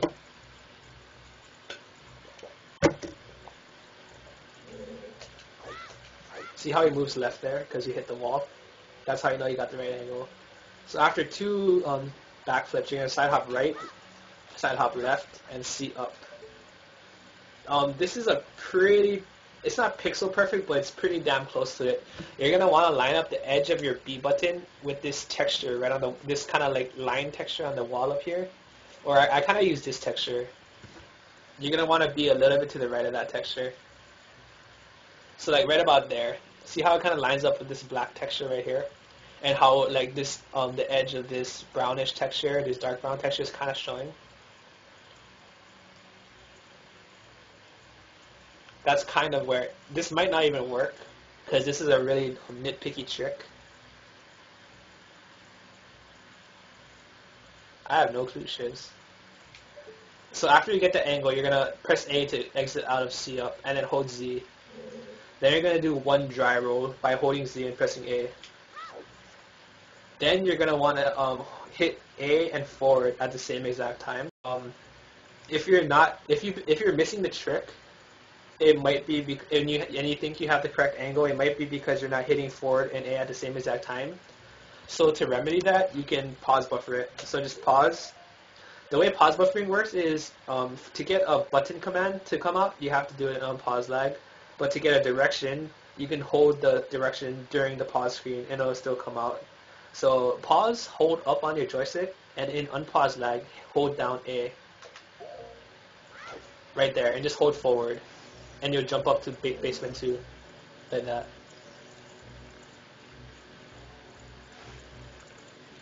So again, backflip, backflip, side hop right, side hop left, C up.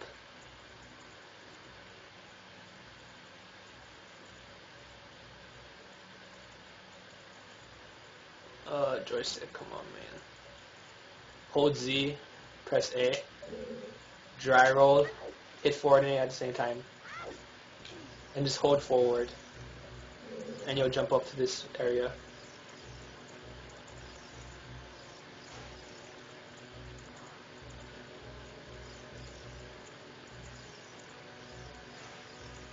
What do you mean look at his stream and then look at what we see? Is it like, oh, you mean the chat? Is it like super delayed? I have no clue why.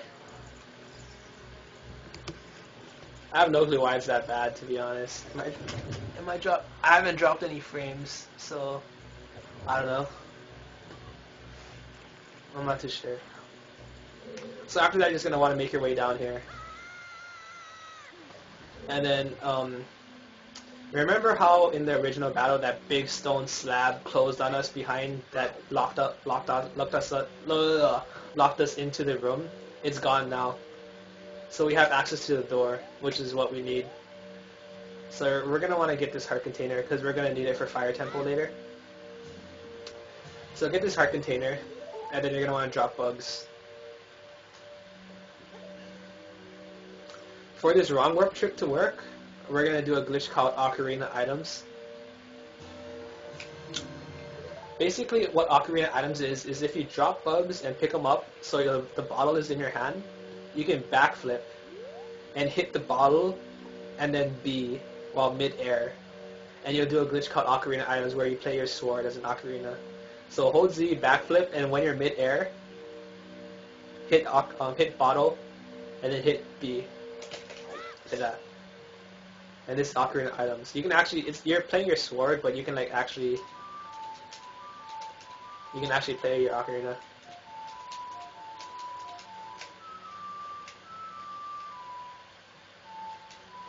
I forget how to play Siren Sound, but yeah. Hello, Polygon Pirate. Yeah, maybe it's because I'm from Hawaii and you're from Sweden. So this is the glitch that kind of like, what we do is we backflip into the warp at a certain frame using this glitch, and it makes it so the blue warp doesn't take us away, and we can freely move around this area. After that, we're going to want to advance a certain amount of frames and go through the door, and it'll like just fucking do magical shit. So you should actually practice doing Ocarina Items a bit, because when I see people doing this trick, like a lot of times when they backflip and try to do Ocarina Items, they'll just walk into the warp. And the reason why that is I feel like they're hitting Ocarina Items really late. Like if you practice on the side, you can do it really late and it won't matter because you're not getting warped away. So like I can do it really late. I'll try to do it really late. I'm not really used to doing it late because I always do it fast, but sometimes people do it really late like this. Like that. See how like I pretty much landed already and he then pulled out his sword to do Ocarina Items? That's really late. You're going to want to do this all mid-air like that. Really fast. You can pretty much do OI with any item, like sticks. You can play your stick. You can't play nuts because it's a throwable object, but you know what I mean. But whenever we do Ocarina Items into a blue warp, you're always going to want to use your shield. I mean your sword. So backflip, hit bugs, and then sword.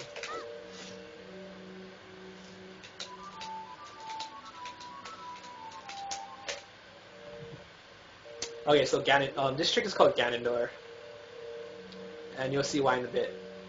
So the easiest method of doing Ganondorf, in my opinion, is this method. You're going to want to come to this wall here, and you're going to want to line up the middle of Link's hat with this white texture right here. See this white texture? You're going to want to get the middle of Link's hat right there. Try to get as close to the middle as you can.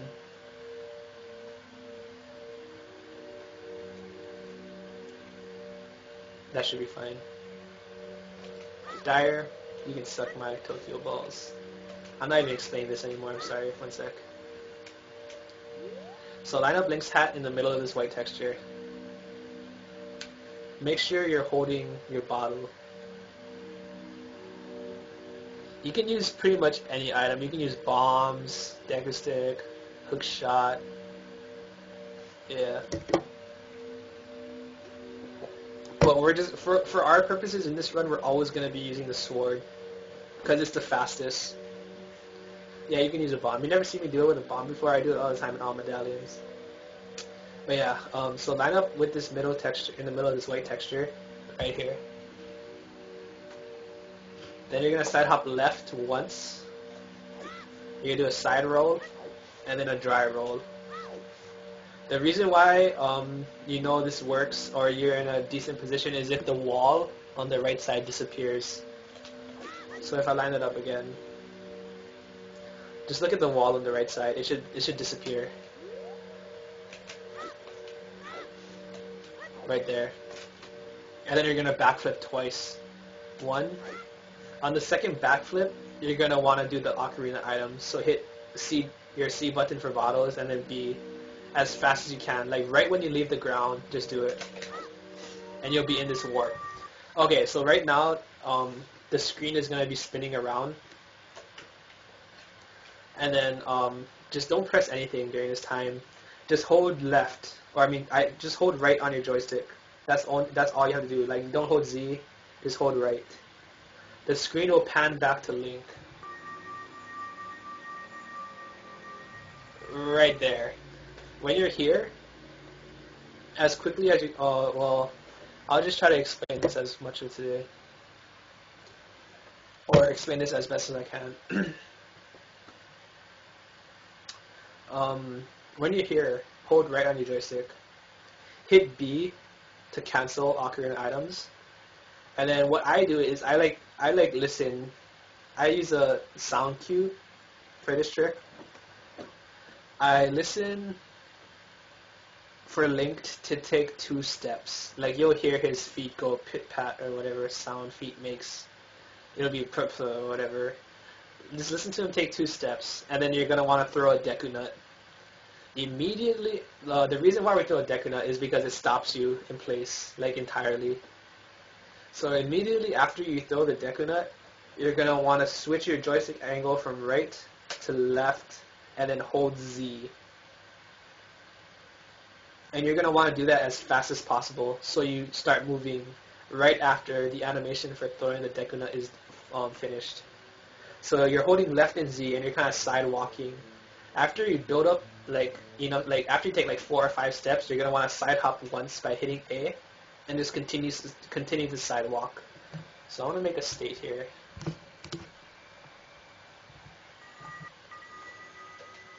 And I just fucked it up.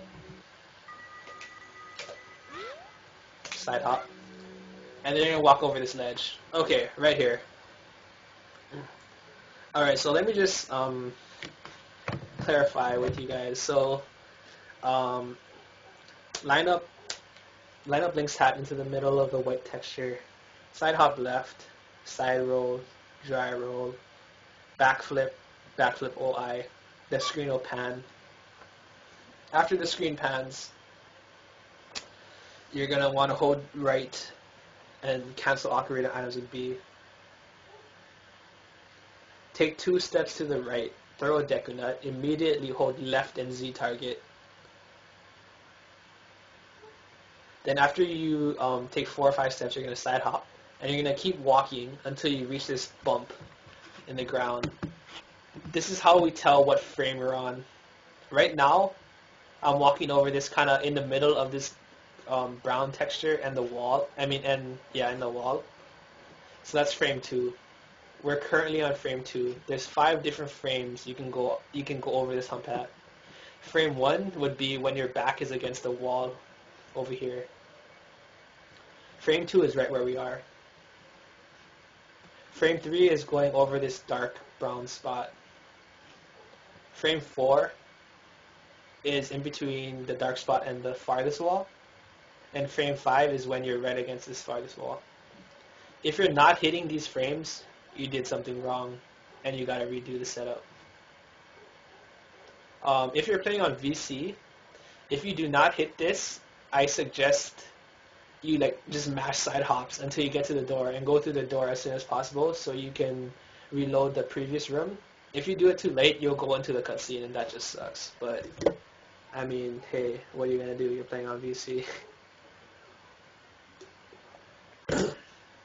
Okay, so based on where you go over these humps or these frames, you gotta do a certain adjustment to advance a certain amount of frames. So when you go through the door, you'll get wrong warped to Ganon's castle. Frames 2, 3, and 4, for the sake of simplicity, I'm just gonna say they're all the same. You can do the same adjustment for frames 2, 3, and 4, and it'll still work. So let's do this.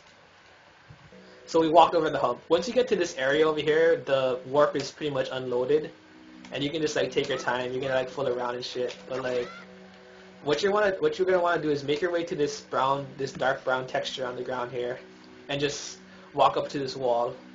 You're gonna hold forward and Z target the wall. So after you Z target the wall, you're gonna want to turn around and Z target the other wall.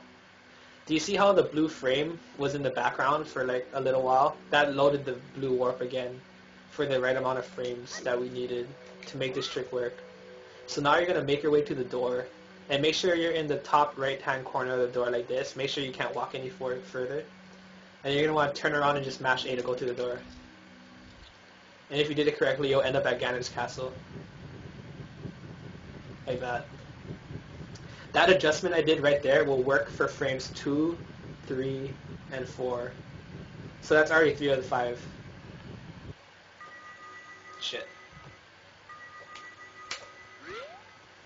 I'm gonna try to get a different frame. God damn it, frame 2. That should be frame 3 or 4. Okay, frame 4. Frame 4 is exactly the same. Just go to this brown spot. Z target the wall, turn around Z target. Make your way to the door. Booyah. Oh god, that might be frame 2 again. God damn it. I mean, frame 2 is like one of the best frames you can get. Frame 3? Okay, there we go, frame 3. Do the same exact thing. Just get to this fucking brown texture.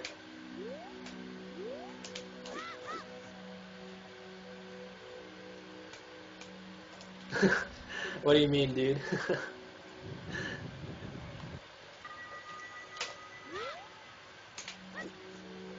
Okay, frame 1. Frame 1 is really stupid. You want to try to avoid frame 1 at all costs. What you want to do for frame 1 is go into the top left-hand corner, Z target the wall, turn around Z target. Shit, I don't even remember.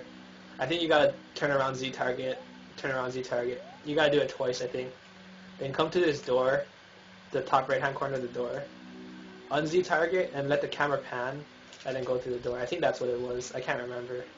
No, I guess not. I really fucking don't know how to do frame 1 anymore because I never get it.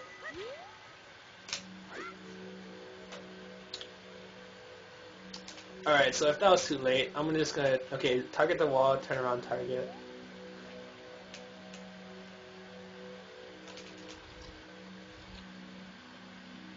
Oh, it's too early. I seriously don't remember what the adjustment is. Just don't get frame 1.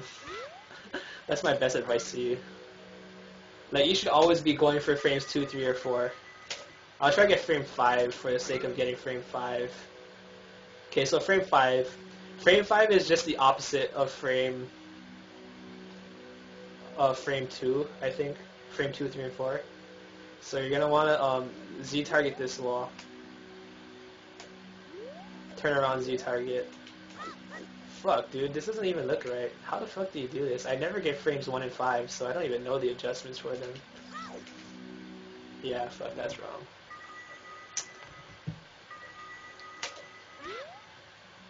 Two, 3, and 4 are always safe because those are the best frames you're gonna get. I'm trying to get frame 5 and I can barely get it. I say just fucking don't go. Like, I'm trying to get frame 5 and I'm just not doing it. 1 in 5 are stupid. You just never want to get 1 in 5.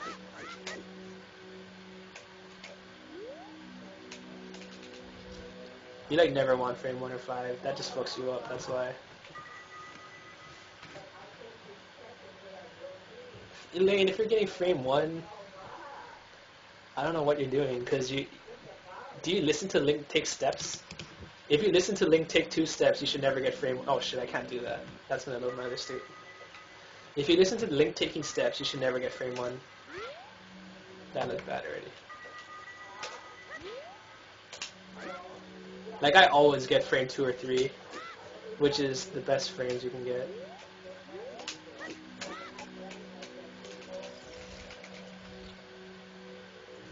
So after you get to Gannon's castle, you could beat the game from here, but that's not our purpose. You're going to want to save and quit. So save and reset.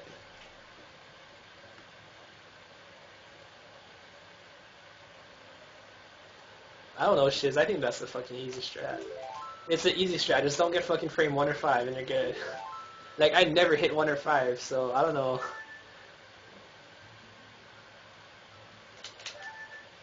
Elaine, if you're hitting frame 1, I say listen to your sound more, so you can hear Link take 2 steps. So now you're inside Trials. You just want to exit Trials. I mean, yeah, you're inside the main part of Gannon's Tower. You're gonna want to make your way to Spirit Trial. The way I get there is I turn around and backwalk, then just side hop. Like, after 7 side hops, you should be right in front of the door, and just hit down and then press A to go through the door.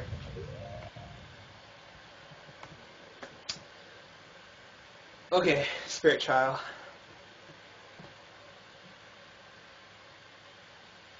The only trick you really need to do here is called a BMOS hover.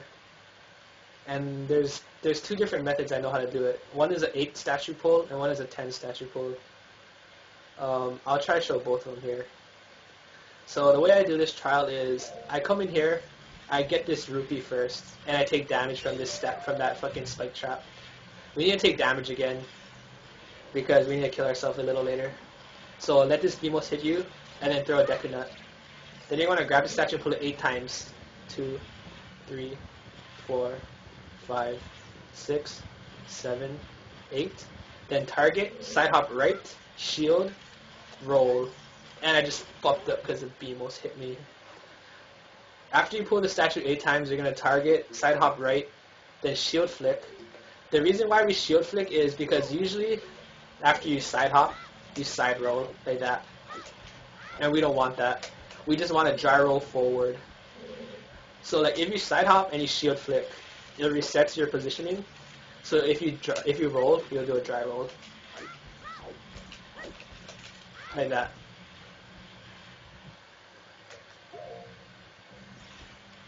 So go get this ruby, get hit by the spike trap, get into this BMOS' face, or not. Get hit by the BMOS. Deku Nut. 1, 2, 3, 4, 5, 6, 7, 8. Side hop, shield flicks, roll, side hop left, and then you're going to shield turn to the left. Then you're going to target the BMOS, and then do 2 horizontal slashes by just hitting B. All you have to do is hit B. B, B. And now you're going to want to get Navi ISG by crouch stabbing and targeting the BMOS. So crouch stab and then hit Z and C up.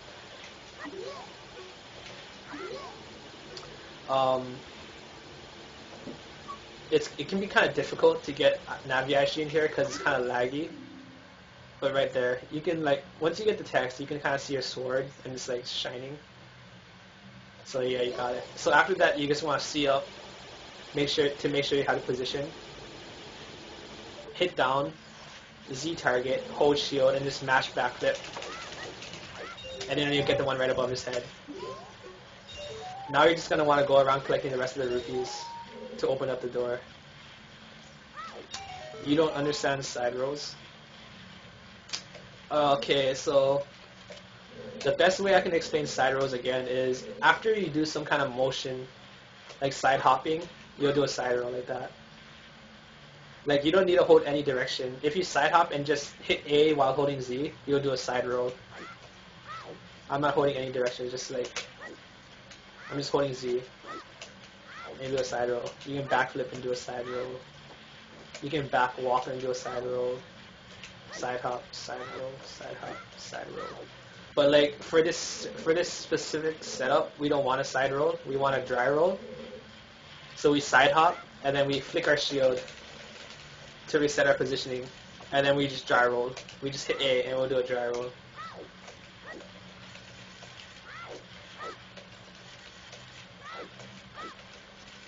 Like you don't need to flick that many times. You can just flick it once. Cause like if you don't do it, it'll look like that. But if you flick your shield, you'll go straight. And that's so that's the 8-pull method. Once you get that, you're gonna come in here and throw a Deku nut to make sure you don't burn your shield. You're gonna Z target and jump slash, or making sure your sword's out. Jump slash this switch right here, and that'll make the chest fall down, and it'll give you Chus. Bomb Chus are one of the most useful items for speedrunners because there's so many tricks you can use with them. We're gonna hit this switch so that we don't need to do it later when we come back here. So just kind of line yourself up in the middle of the switch, and then pull out a Chu and press shield to shield drop it, and it'll open the door, that door right there, so we don't need to do it later. Now we can just go through here. We want to get down to half a heart again, at least half a heart or less. So just let the BMOS hit you twice, and you should be at least half or a quarter heart, and then we can leave. But there's other methods I want to show you. So come here, get this rupee, get hit by the spike trap. You're going to want to pull this 10 times. 2, 3, 4, 5, 6, 7, 8, 9, 10. Then you're just going to want to get ISG. The reason why this is I usually use this strat if I mess up the 8-pull strat, because this is less demanding. That you don't need a setup for this. You can be anywhere. Just get ISG, come in at like this side of the Armos or the statue, and then C up. You're gonna want to line up your B button with this yellow marker thing above the BMOS. And then you're gonna turn around, hold Z and shield, and mash mash backflips, and you'll get it. That's the easier method. I recommend that method over the 8-pull method just because it's much easier to execute because there's no real need for a setup. I'll show you guys the 8-pull method again just for the hell of it, if you guys want to learn it.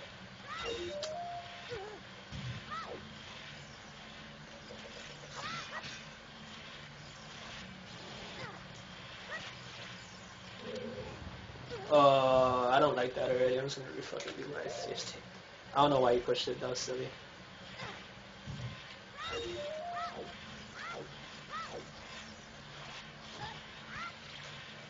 One, 2, 3, 4, 5, 6, 7, 8.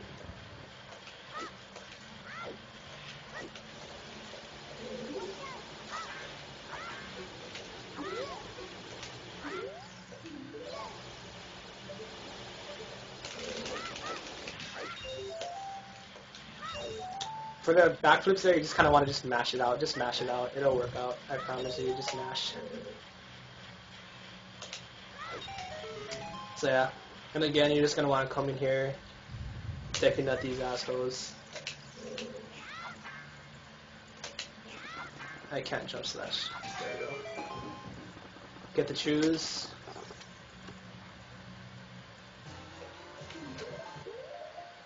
You're going to want to equip the Chus over your bugs, because you're not going to need bugs.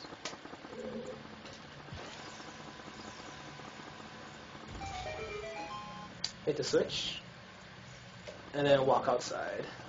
Take damage to at least half a heart or less.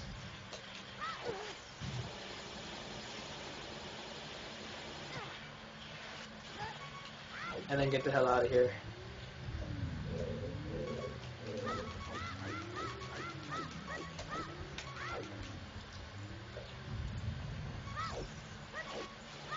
Okay, so this part coming up is why it's important to get the WESS.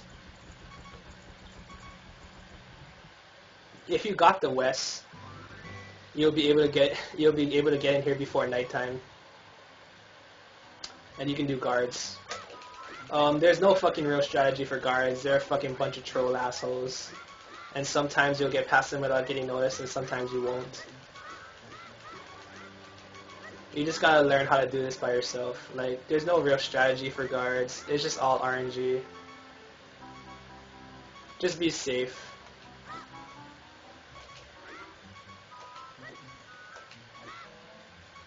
Like, if they're looking away from you, even though you're right there, they won't see you. As long as they're looking away from you, you should be good. I'm gonna go for this here. I hope I don't get caught. Oh, I didn't get caught. Okay, good. And then just make your way to Zelda. So yeah, I guess the one real strat would be just to side hop the shitload and not get noticed. So this is why you're going to want to be at least half a heart or lower. When you get here, there's a cut, after Zelda gives you her letter, there's a cutscene that you obtain the Zelda's Lullaby song. If you kill yourself while going into the cutscene, you can skip that cutscene but still gain Zelda's Lullaby. And we need Zelda's Lullaby for this run, which is why we have to get it. So it's like a time saver. It's a really easy trick too, but we're going to have to watch this cutscene though. That's the only thing that sucks. So you can just mash buttons here.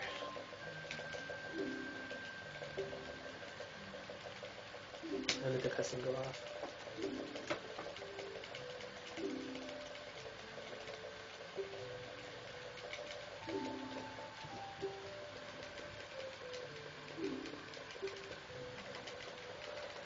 Alright, Huckleberry.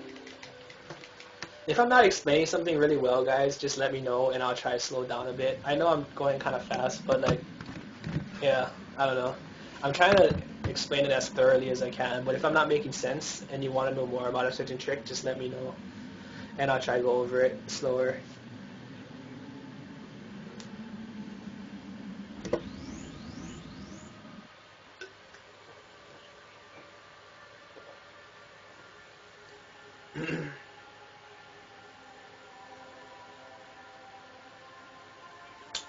This is a good time to go to the bathroom if you need to use the bathroom.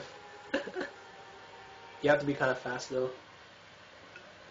It's a pretty short cutscene. But you don't need to mash buttons during that time.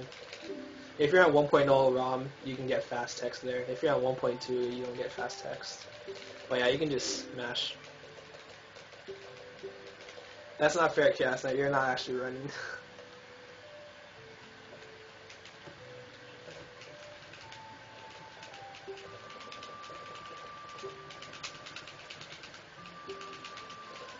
Oh my god, I hate cutscenes, man.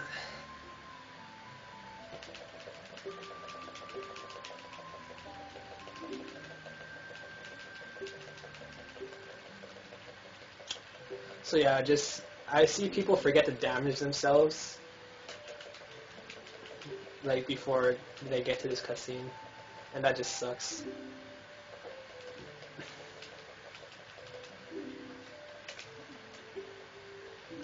Because like, if you have to watch the Lullaby cutscene, like input talks for like 20 years.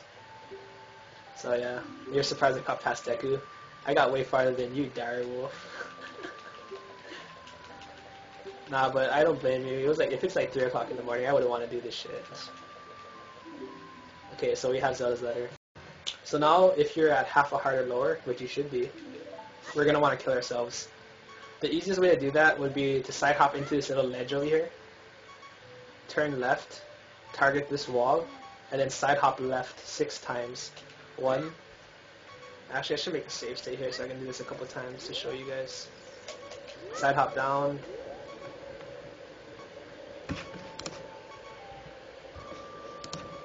God damn it. 1, 2, 3, 4, 5. God damn it, Link. I think it'll still work. 6. Shield turn to the right. Yeah, it did work. Okay, I'll just make sure it works. 1, 2, 3, 4, 5, 6. Why am I jump slashing there? I mean, it still works, but it looks stupid. 2, 3, 4, 5, 6. So 6 jump slashes. You're gonna untarget, shield, and shield turn to the right. So hit right and then shield again. Right there. Then you're gonna target again. Now you're gonna backflip. And mid-air in your backflip, you're gonna hit your bomb shoe button. Then let go of everything besides shield. So you're gonna backflip, hit bomb shoe, hit shield, and then release everything but shield. Like that. And you'll kill yourself by going into the cutscene while entering the cutscene.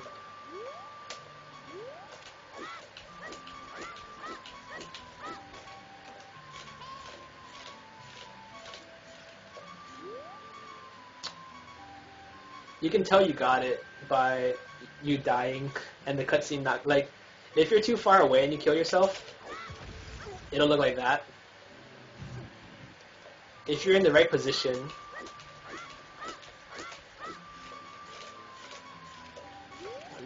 if you're in the right position and you kill yourself, it'll look like that. It won't be Link dying. It'll be the wall or the entranceway. Yeah. So backflip, press your shoe button, and then press shield right after you hit your shoe button. Like immediately after, it's like ba-bum, ba-bam, and then you're just gonna let go of everything but shield. So I'll try to do that again. And let go of everything but shield. You only hold your shield. A couple ways to fail this trick is if you pull the bomb shoe extremely early, like if you backflip and right after you backflip you just pull the shoe really fast, it'll push you into the cutscene before killing you. Like that. And you have to talk to Impa, and that sucks a lot. And first of all, it wastes the true, and second of all, you have to talk to Impa for like 50 years. So for this specific trick, it's better to pull the true later. Like that. I'll try to do if you do it early again, I'll try to do it early again. Bam. You just get pushed into the cutscene. And it sucks balls.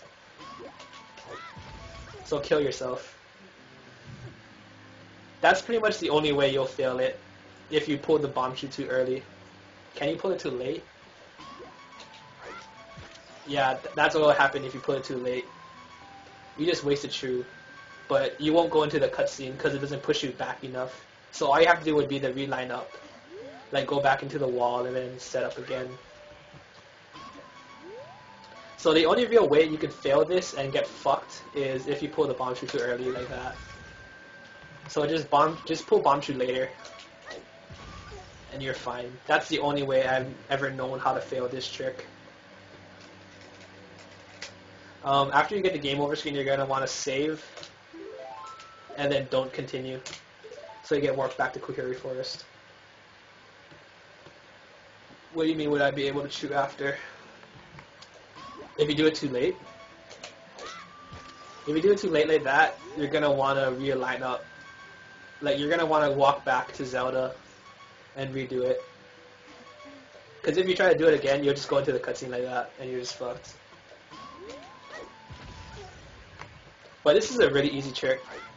Like, it's not, like, frame perfect or anything. Like, you have, like, a lot of frames to do it. Like, you shouldn't be failing this.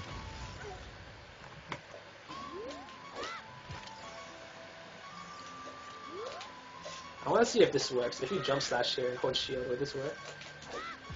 No, it doesn't work. I lied. Alright. But yeah, so just kill yourself. And then save and don't continue to save warp.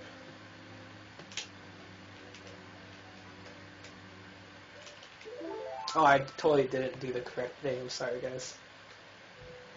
That's what you don't want to do. So save and don't continue.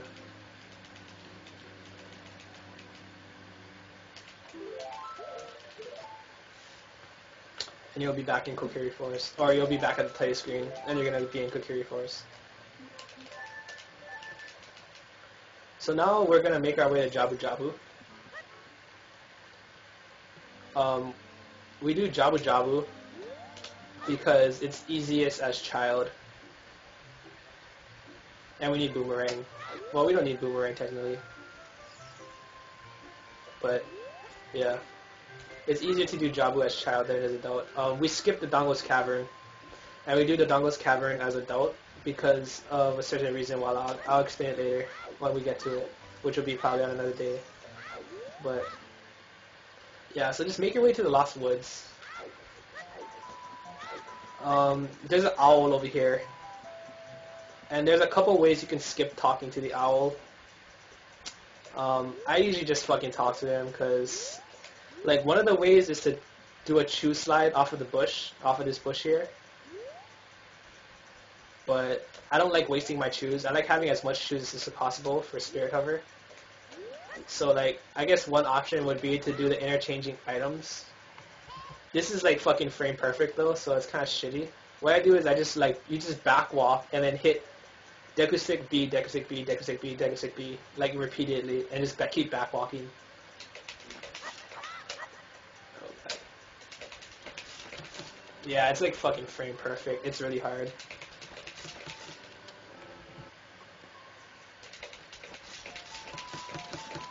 There we go. So that skips the owl.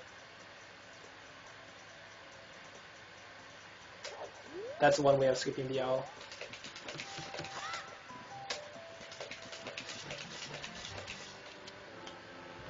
If you're skipping the owl, you're going to want to wait till the next area of the Lost Woods is loaded before you stop doing it. Yeah, because if you do it like that, he can still talk to you and it sucks.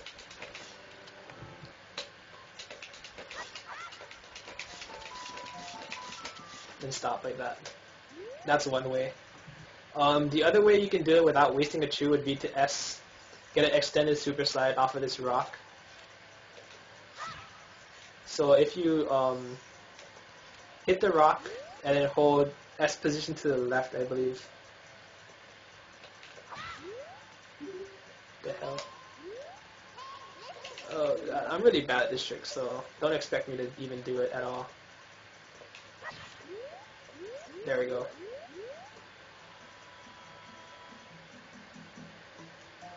And I would just fucking go into the wall. God damn it. So you can, if you S to the left, so you're gonna crouch stab the rock, hold S position to the left, and then hit Z. Not like that though. Fuck me. I'm really bad at this. This, like, I don't do it because, like, I lose time if I do this. It's really hard. Well, I think it's hard. You know what? I'm just not even going to show this because if this is a beginning tutorial, you're probably not even going to get it. You should just talk to the owl. Like, I just recommend you talk to the owl. Fuck it. YOLO. Talk to the owl. It doesn't take that much time anyway. If you're a Pydoix, though, you can just fucking Chus slide off the grass.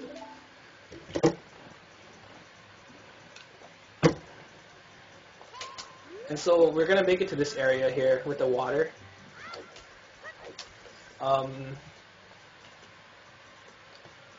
Usually you need the silver scale in order to reach that bottom part to escape to Zora's River. So we can't reach it. But there's actually a couple ways you can do. There's a couple of things you can do to escape the forest. One way is to Z-target this wall, backflip, side roll, retarget, side hop, side roll, retarget, side hop, left, dry roll or side roll, horizontal slash. Did I say I meant vertical slash? Backflip, side hop right, and then time a jump slash, and you'll clip through the wall. I'm kind of bad at this, but I got it. So see how I'm like clipped into the well? Not the well, or this wall here. If you hold left on your joystick, you'll just like go right into the loading zone. I'll show that one more time. So get into this wall right here. If you're not too sure about the positioning, you can kind of go left and just like roll and make sure you're stuck into this corner. So backflip, side roll, retarget, side hop, side roll, retarget, side hop, side roll, vertical slash, backflip, side hop, jump slash, and then hold upright. And you'll be at Zora's River. if you're having difficulties with that trick, there's actually an easier way to do this. If you have Navi, see how Navi is like up here saying, "Oh, hit this button and talk to me because I'm lonely." So you can kind of just like go over here, climb up onto this wall. Make sure you climb up on it. Like you can't just like come up over here and be like, you can't like estimate and be like right here. You have to be like right on the edge. And so the easiest way to do that would be to just jump and not grab the edge because Link is a dumbass. Would be just to come over here, grab this edge. So now that you're on the edge, when Link swings his sword at the edge, he's gonna fall off like that. And that's what you want. Really, Elaine? That's really weird. Navi dive is like the easiest trick ever. So pretty much all you're gonna want to do here is mash B. Mash B until you jump slash. The first B is gonna make Link fall, and since he's mid-air and you're still hitting B, he's gonna do a jump slash. Like that. And see how he falls off again? The way that jump slashes work is he's going to move forward a bit, but right after, he's going to move back again. And in that backwards animation, you're going to want to spam Navi. So right after the jump slash, just spam Navi text like that, and he'll dive to the bottom of this thing, and you can just swim into the hole. Yeah, he's just pretty much just drowning. So again, just match B, and right after the jump slash, mash Navi. Right there, and you're just at the bottom, and then you can just go through this hole. All right, getting into domain. There's a way to use a true mega side hop, but like I said, I don't like wasting Chus, and the chances of me failing that trick are like 99%, because I never practice it. So I just equip Ocarina here, and I play Zelda's Lullaby because we have Zelda's Lullaby. So since we have it, might as well just fucking use it.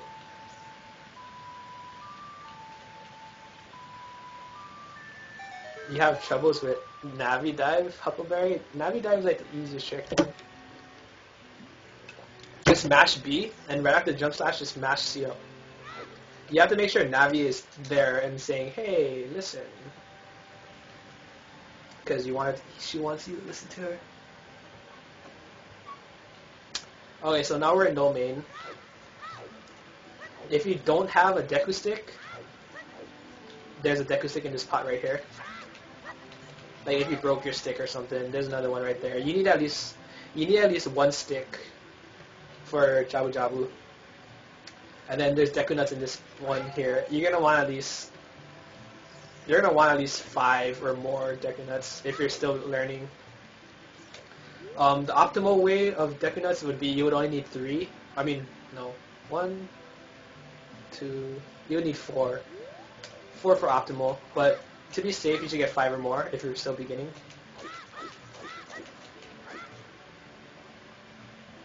Yeah, are you holding Z, Huckleberry? If you're holding Z, don't hold Z. Just mash B. Like I said, just mash B and then mash C up. You don't need to hold anything else. Just mash B and C up. So now you're just gonna want to make your way up here. You can just like side hop up, and then King Zora is right there, and like we don't have Zora's rules letter. And we don't want to get it because we would have to get the silver scale to get it. So we're just going to fucking go past him. So get into this acute angle corner over here. It's like right on the right side. Just like go into it, turn around, Z target, and backflip to make sure you're in the corner. Then C up. And you're going to want to align Link's B button just to the right. Just to the right of the middle of this sign. So right here is perfect. You don't want to go too far to the right.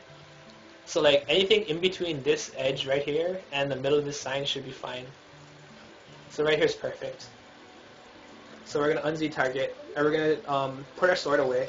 Make sure your sword's away. If your sword's out and you try to dry roll, you'll do that, and that's not good. So put your sword away. Make sure your angle is still good. Then you're going to want to Z target. Let me just make sure the angle's good. Yeah.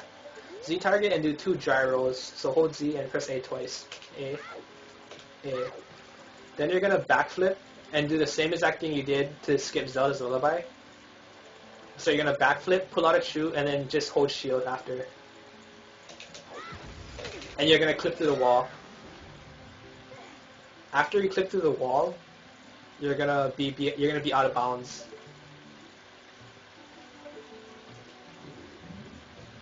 I just fucked up my camera, didn't I? Yeah, I just fucked up my camera. But yeah, I can just waste a Chu here again. So backflip into this corner.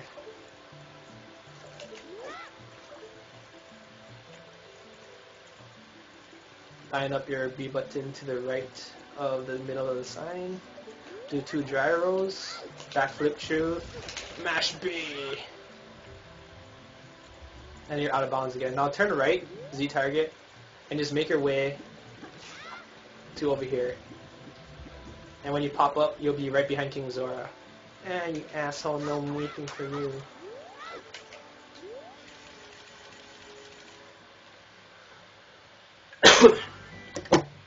And my voice is getting tired of talking.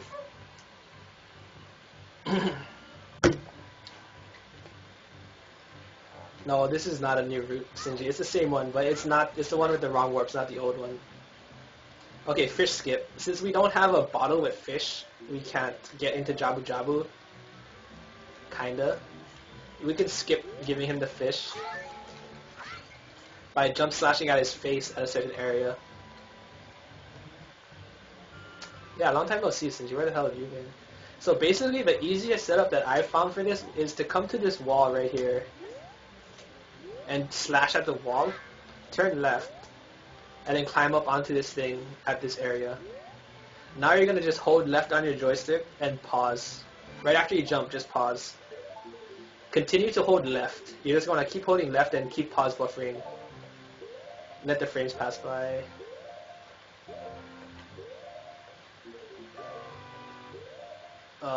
That looks weird. I'm gonna try it. Yeah, that was weird. Slash the wall, turn, get up there. If you're having trouble with this, you can just pause right when you get on top of the fence and just hold left and then unpause. He'll start moving left and he'll jump. Now just keep pause buffering while holding left.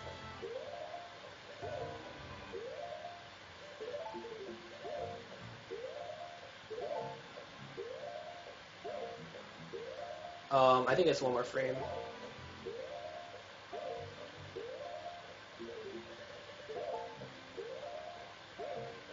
Okay, so on this frame, where Link's sword is right below the edge of the top part of his shoe, you're gonna want to pause buffer left and B. So hold left during the menu, this pause menu, and then when you unpause, hold down B. Right there, and you'll get in. I'll show that one more time.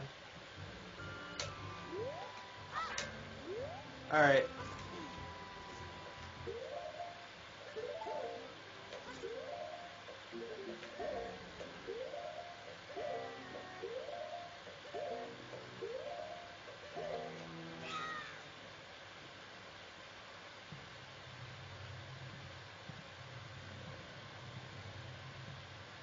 So how have you been, Sinji? How was your holidays? Alright, so when you get in here, there's a couple of ways to get the Chu to hit the switch. You're going to have to use a Chu here because we don't have this thing shot. One way is to side hop left and walk to hit this edge. Then shield drop a Chu. Then side hop right, turn. Whoa, what the hell just happened there? That was really weird.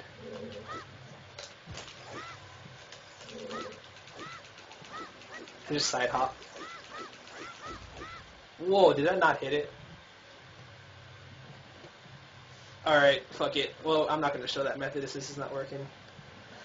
Alright, forget what I just said. Screw it. Just start backwalking. You're going to backwalk until you get to this door. Line yourself up at the middle of this door, and then shield drop a Chu. No, it's like 2 frames.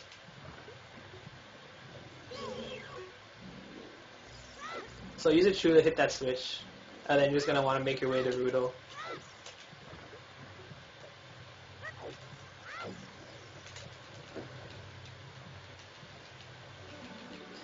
You rage quit at B1 skip? Dude, suck it up. I've had many runs where I missed B1 skip and just kept going.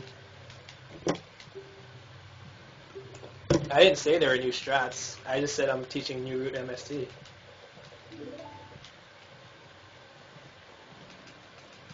Although I do have new strats for Forest Temple CS skip and a couple of other things that not much people know about. You can pause buffer B1 skip a lane. I have pause buffering, how to pause buffer it in this video, even though I never pause buffer it, but whatever. So talk to her twice and she'll sit down. Elaine, that's not what you do. You gotta get B1 skip. Now you gotta pick her ass up.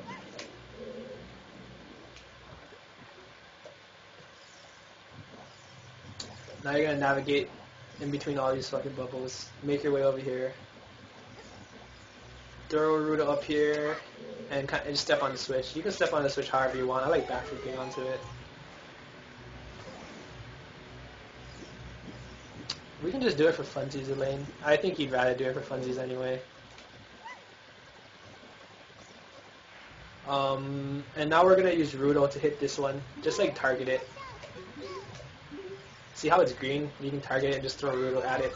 Yeah, throw Rudo to hit the switch. Oh, mo fucking bubble. Go through this door here. Kill this Octorok. Since we're waiting here, we're gonna do a jump slash. The jump slash is gonna, remember how I said crouch stabs take the damage of the last attack you've done? Doing that jump slash there is gonna save us a little time later on. When we get the boomerang, you'll see. Thank you, Panda. She's just freaking out. Because since we're waiting there anyway, might as well do a jump slash and store. The damage is still stored. Even though we go into another room, the damage of the jump slash is still being stored in my sword for when I crouch stab. The only time that the damage goes away is when you go through a loading zone. Like or into a cutscene or something, I think. Not into a cutscene. I think it has to be a loading zone. So you're gonna make your way to this switch over here. This is where you get the boomerang. And since we stored that jump slash earlier, we'll be able to one shot all of these fucking stingray things. So this is where your nuts come in handy. Well, for this first one, you're gonna wanna throw Rudo and kill that one. Rudo will always one-hit kill these guys.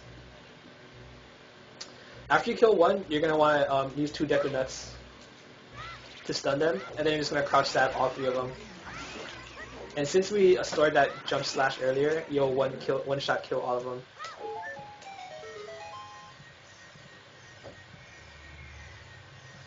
I heard the Hobbit was really good.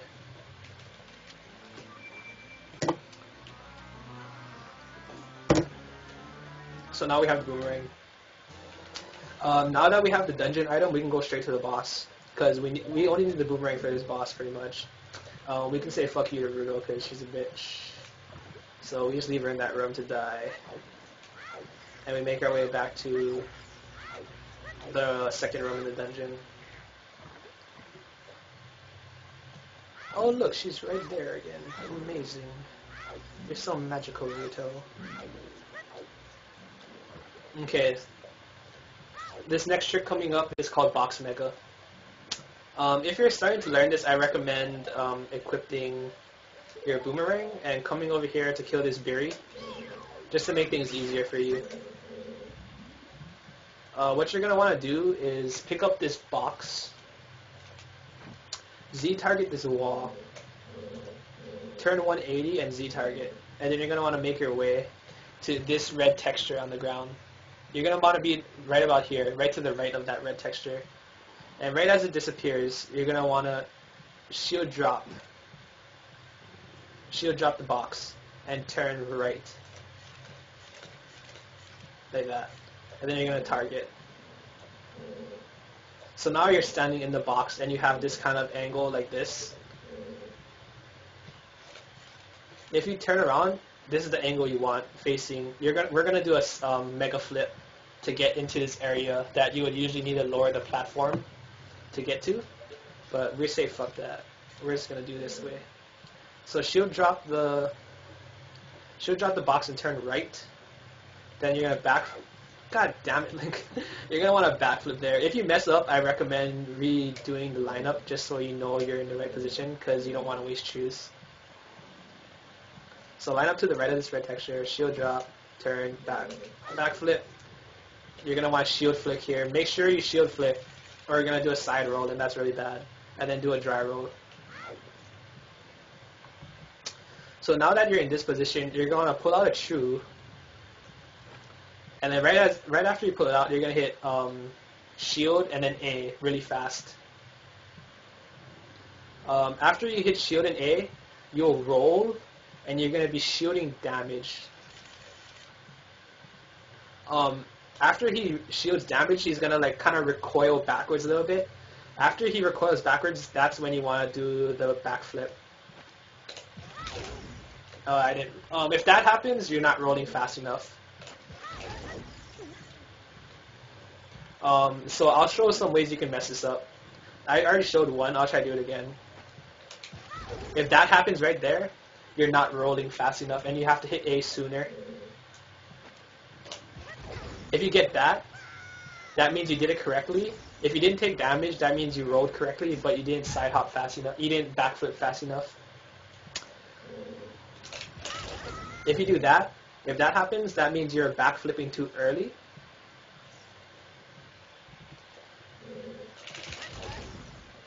That just means you didn't backflip. I'm trying to mash backflip to show you what it looks like if you try to mash backflip. Right there. If you try to mash backflip, that will happen. So there is some kind of timing with this trick. You have to wait till you see Link moving backwards a little bit. I'll try to pause both for this. Okay, well I didn't roll fast enough there. Right there. See how he's moving back a little bit? This is when you want to backflip. Oh crap. What the fuck? Why didn't he backflip?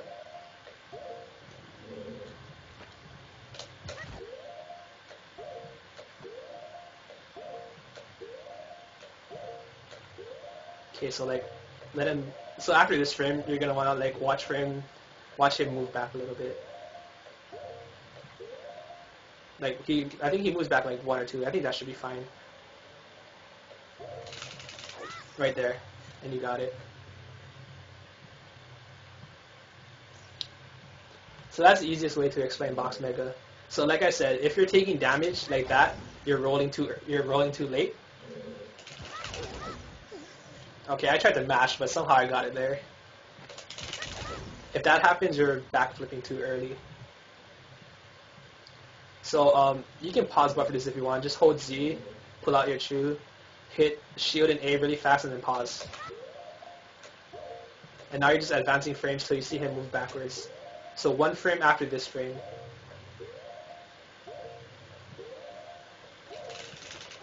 That was too late. I didn't roll fast enough.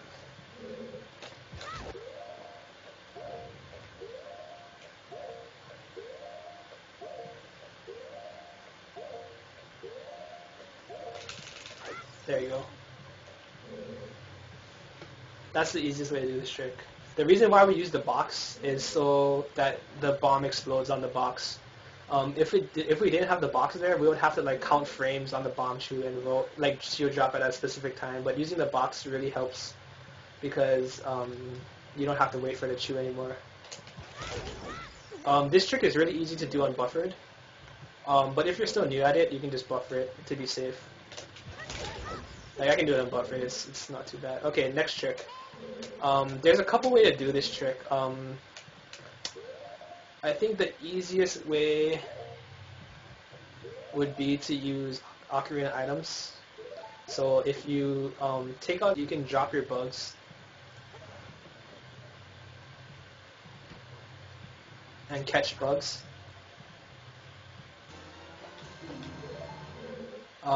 Then you can just kind of line up with this door here.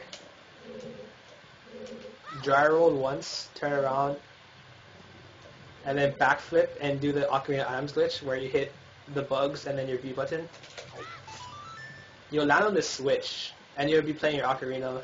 And what's cool about Ocarina Items is when you let go of it or when you cancel Ocarina Items, it'll hold down the blue switch for you for a pretty good amount of time.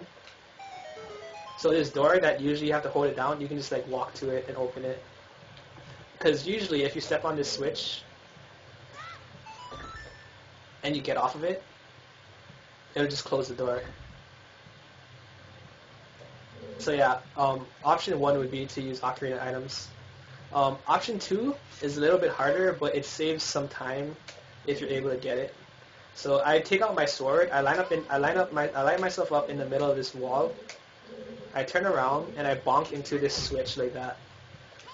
So just bonk into it. And then you hold Z and you jump slash. Once you're here, you're going to want to hit forward and A at the same time. And then now you're going to keep holding forward and pause buffer. One more frame.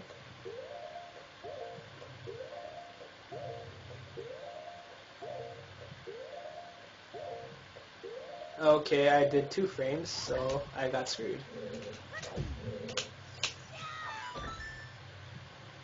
I will learn CD soon, I promise. Okay, so that's the frame you want. I'll try to pause my emulation. One sec. Right there. That's the frame you want. Link's sword is kind of going into the ground, and his shield, I think of it as his shield is more pointy. Like, I really don't know how to explain it other than his shield being more pointy. But once you get this frame, when you unpause, just smash A, and you'll go through the door like that. So I'll do that one more time. It's the first frame his shield is pointy. Yeah, dude, I have no clue how to explain it other than that. So yeah, Z target the wall, turn around, bonk into the switch, then jump slash it. If you're new at this, you can pause right here and pause buffer the forward A. So just hold forward and pause buffer A. And then pause buffer. So see how his shield is all pointy and stuff now? This is the frame you want. So I also take this opportunity to equip the equips I need for barinade. You're going to need at least 1 Deku stick, nuts, and your boomerang. And then now you unpause and mash A. And you go through the door. Yeah, karyotic. Like, I wouldn't worry about this. Like, when I first started learning this category, I could not do this trick to save my life. The one thing you need to note about, or what I was doing wrong in that trick, was when I was pause buffering, I wasn't holding forward while I was pause buffering, so I wasn't getting enough distance on my roll. If you pause buffer it, you always have to hold forward. Just keep that in mind. Yeah, you can ask Linger. I sucked at it so much. I could never do it. So I always ended up using ocarina items with bugs, and it was so slow. But now, like, I realized that you have to, like, if you pause buffer it, just make sure you're holding forward at all times during your pause buffer, and that when you're initially doing it, you hit A and forward at the same time. But yeah. Or you can just do it unbuffered. I don't even think I can do it unbuffered. Yeah, dude, I tried to do it at work one day and I just couldn't do it. It was so sad. I don't think I can do it unbuffered though. Like, I just have to buffer this.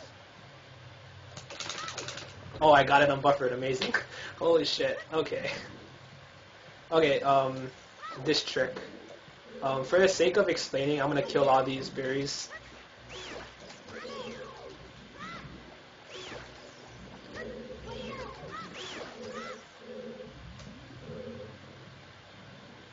Ah, that's cool, Linger.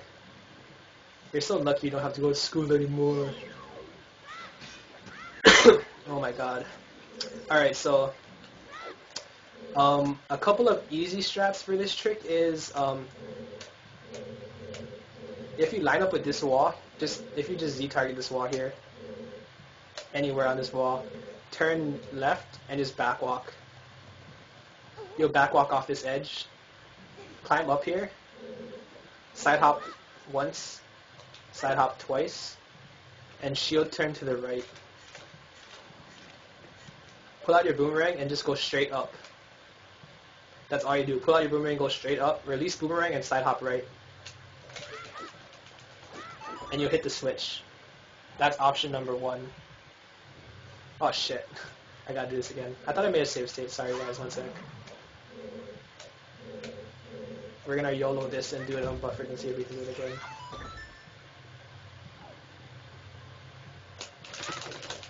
I couldn't do it. No. No YOLO strats. I can't do it anymore. I got it once and I'm never going to do it ever again.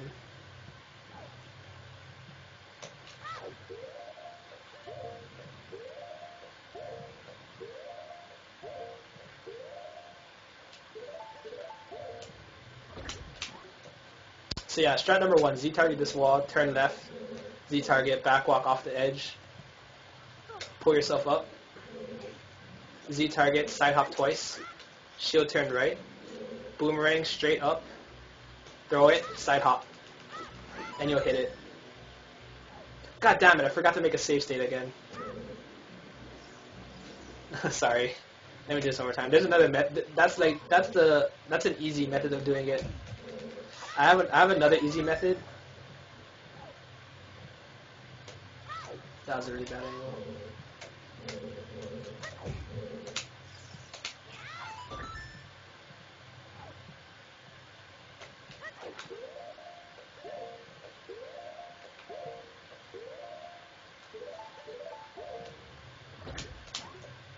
Save state. Okay, so that was method number 1.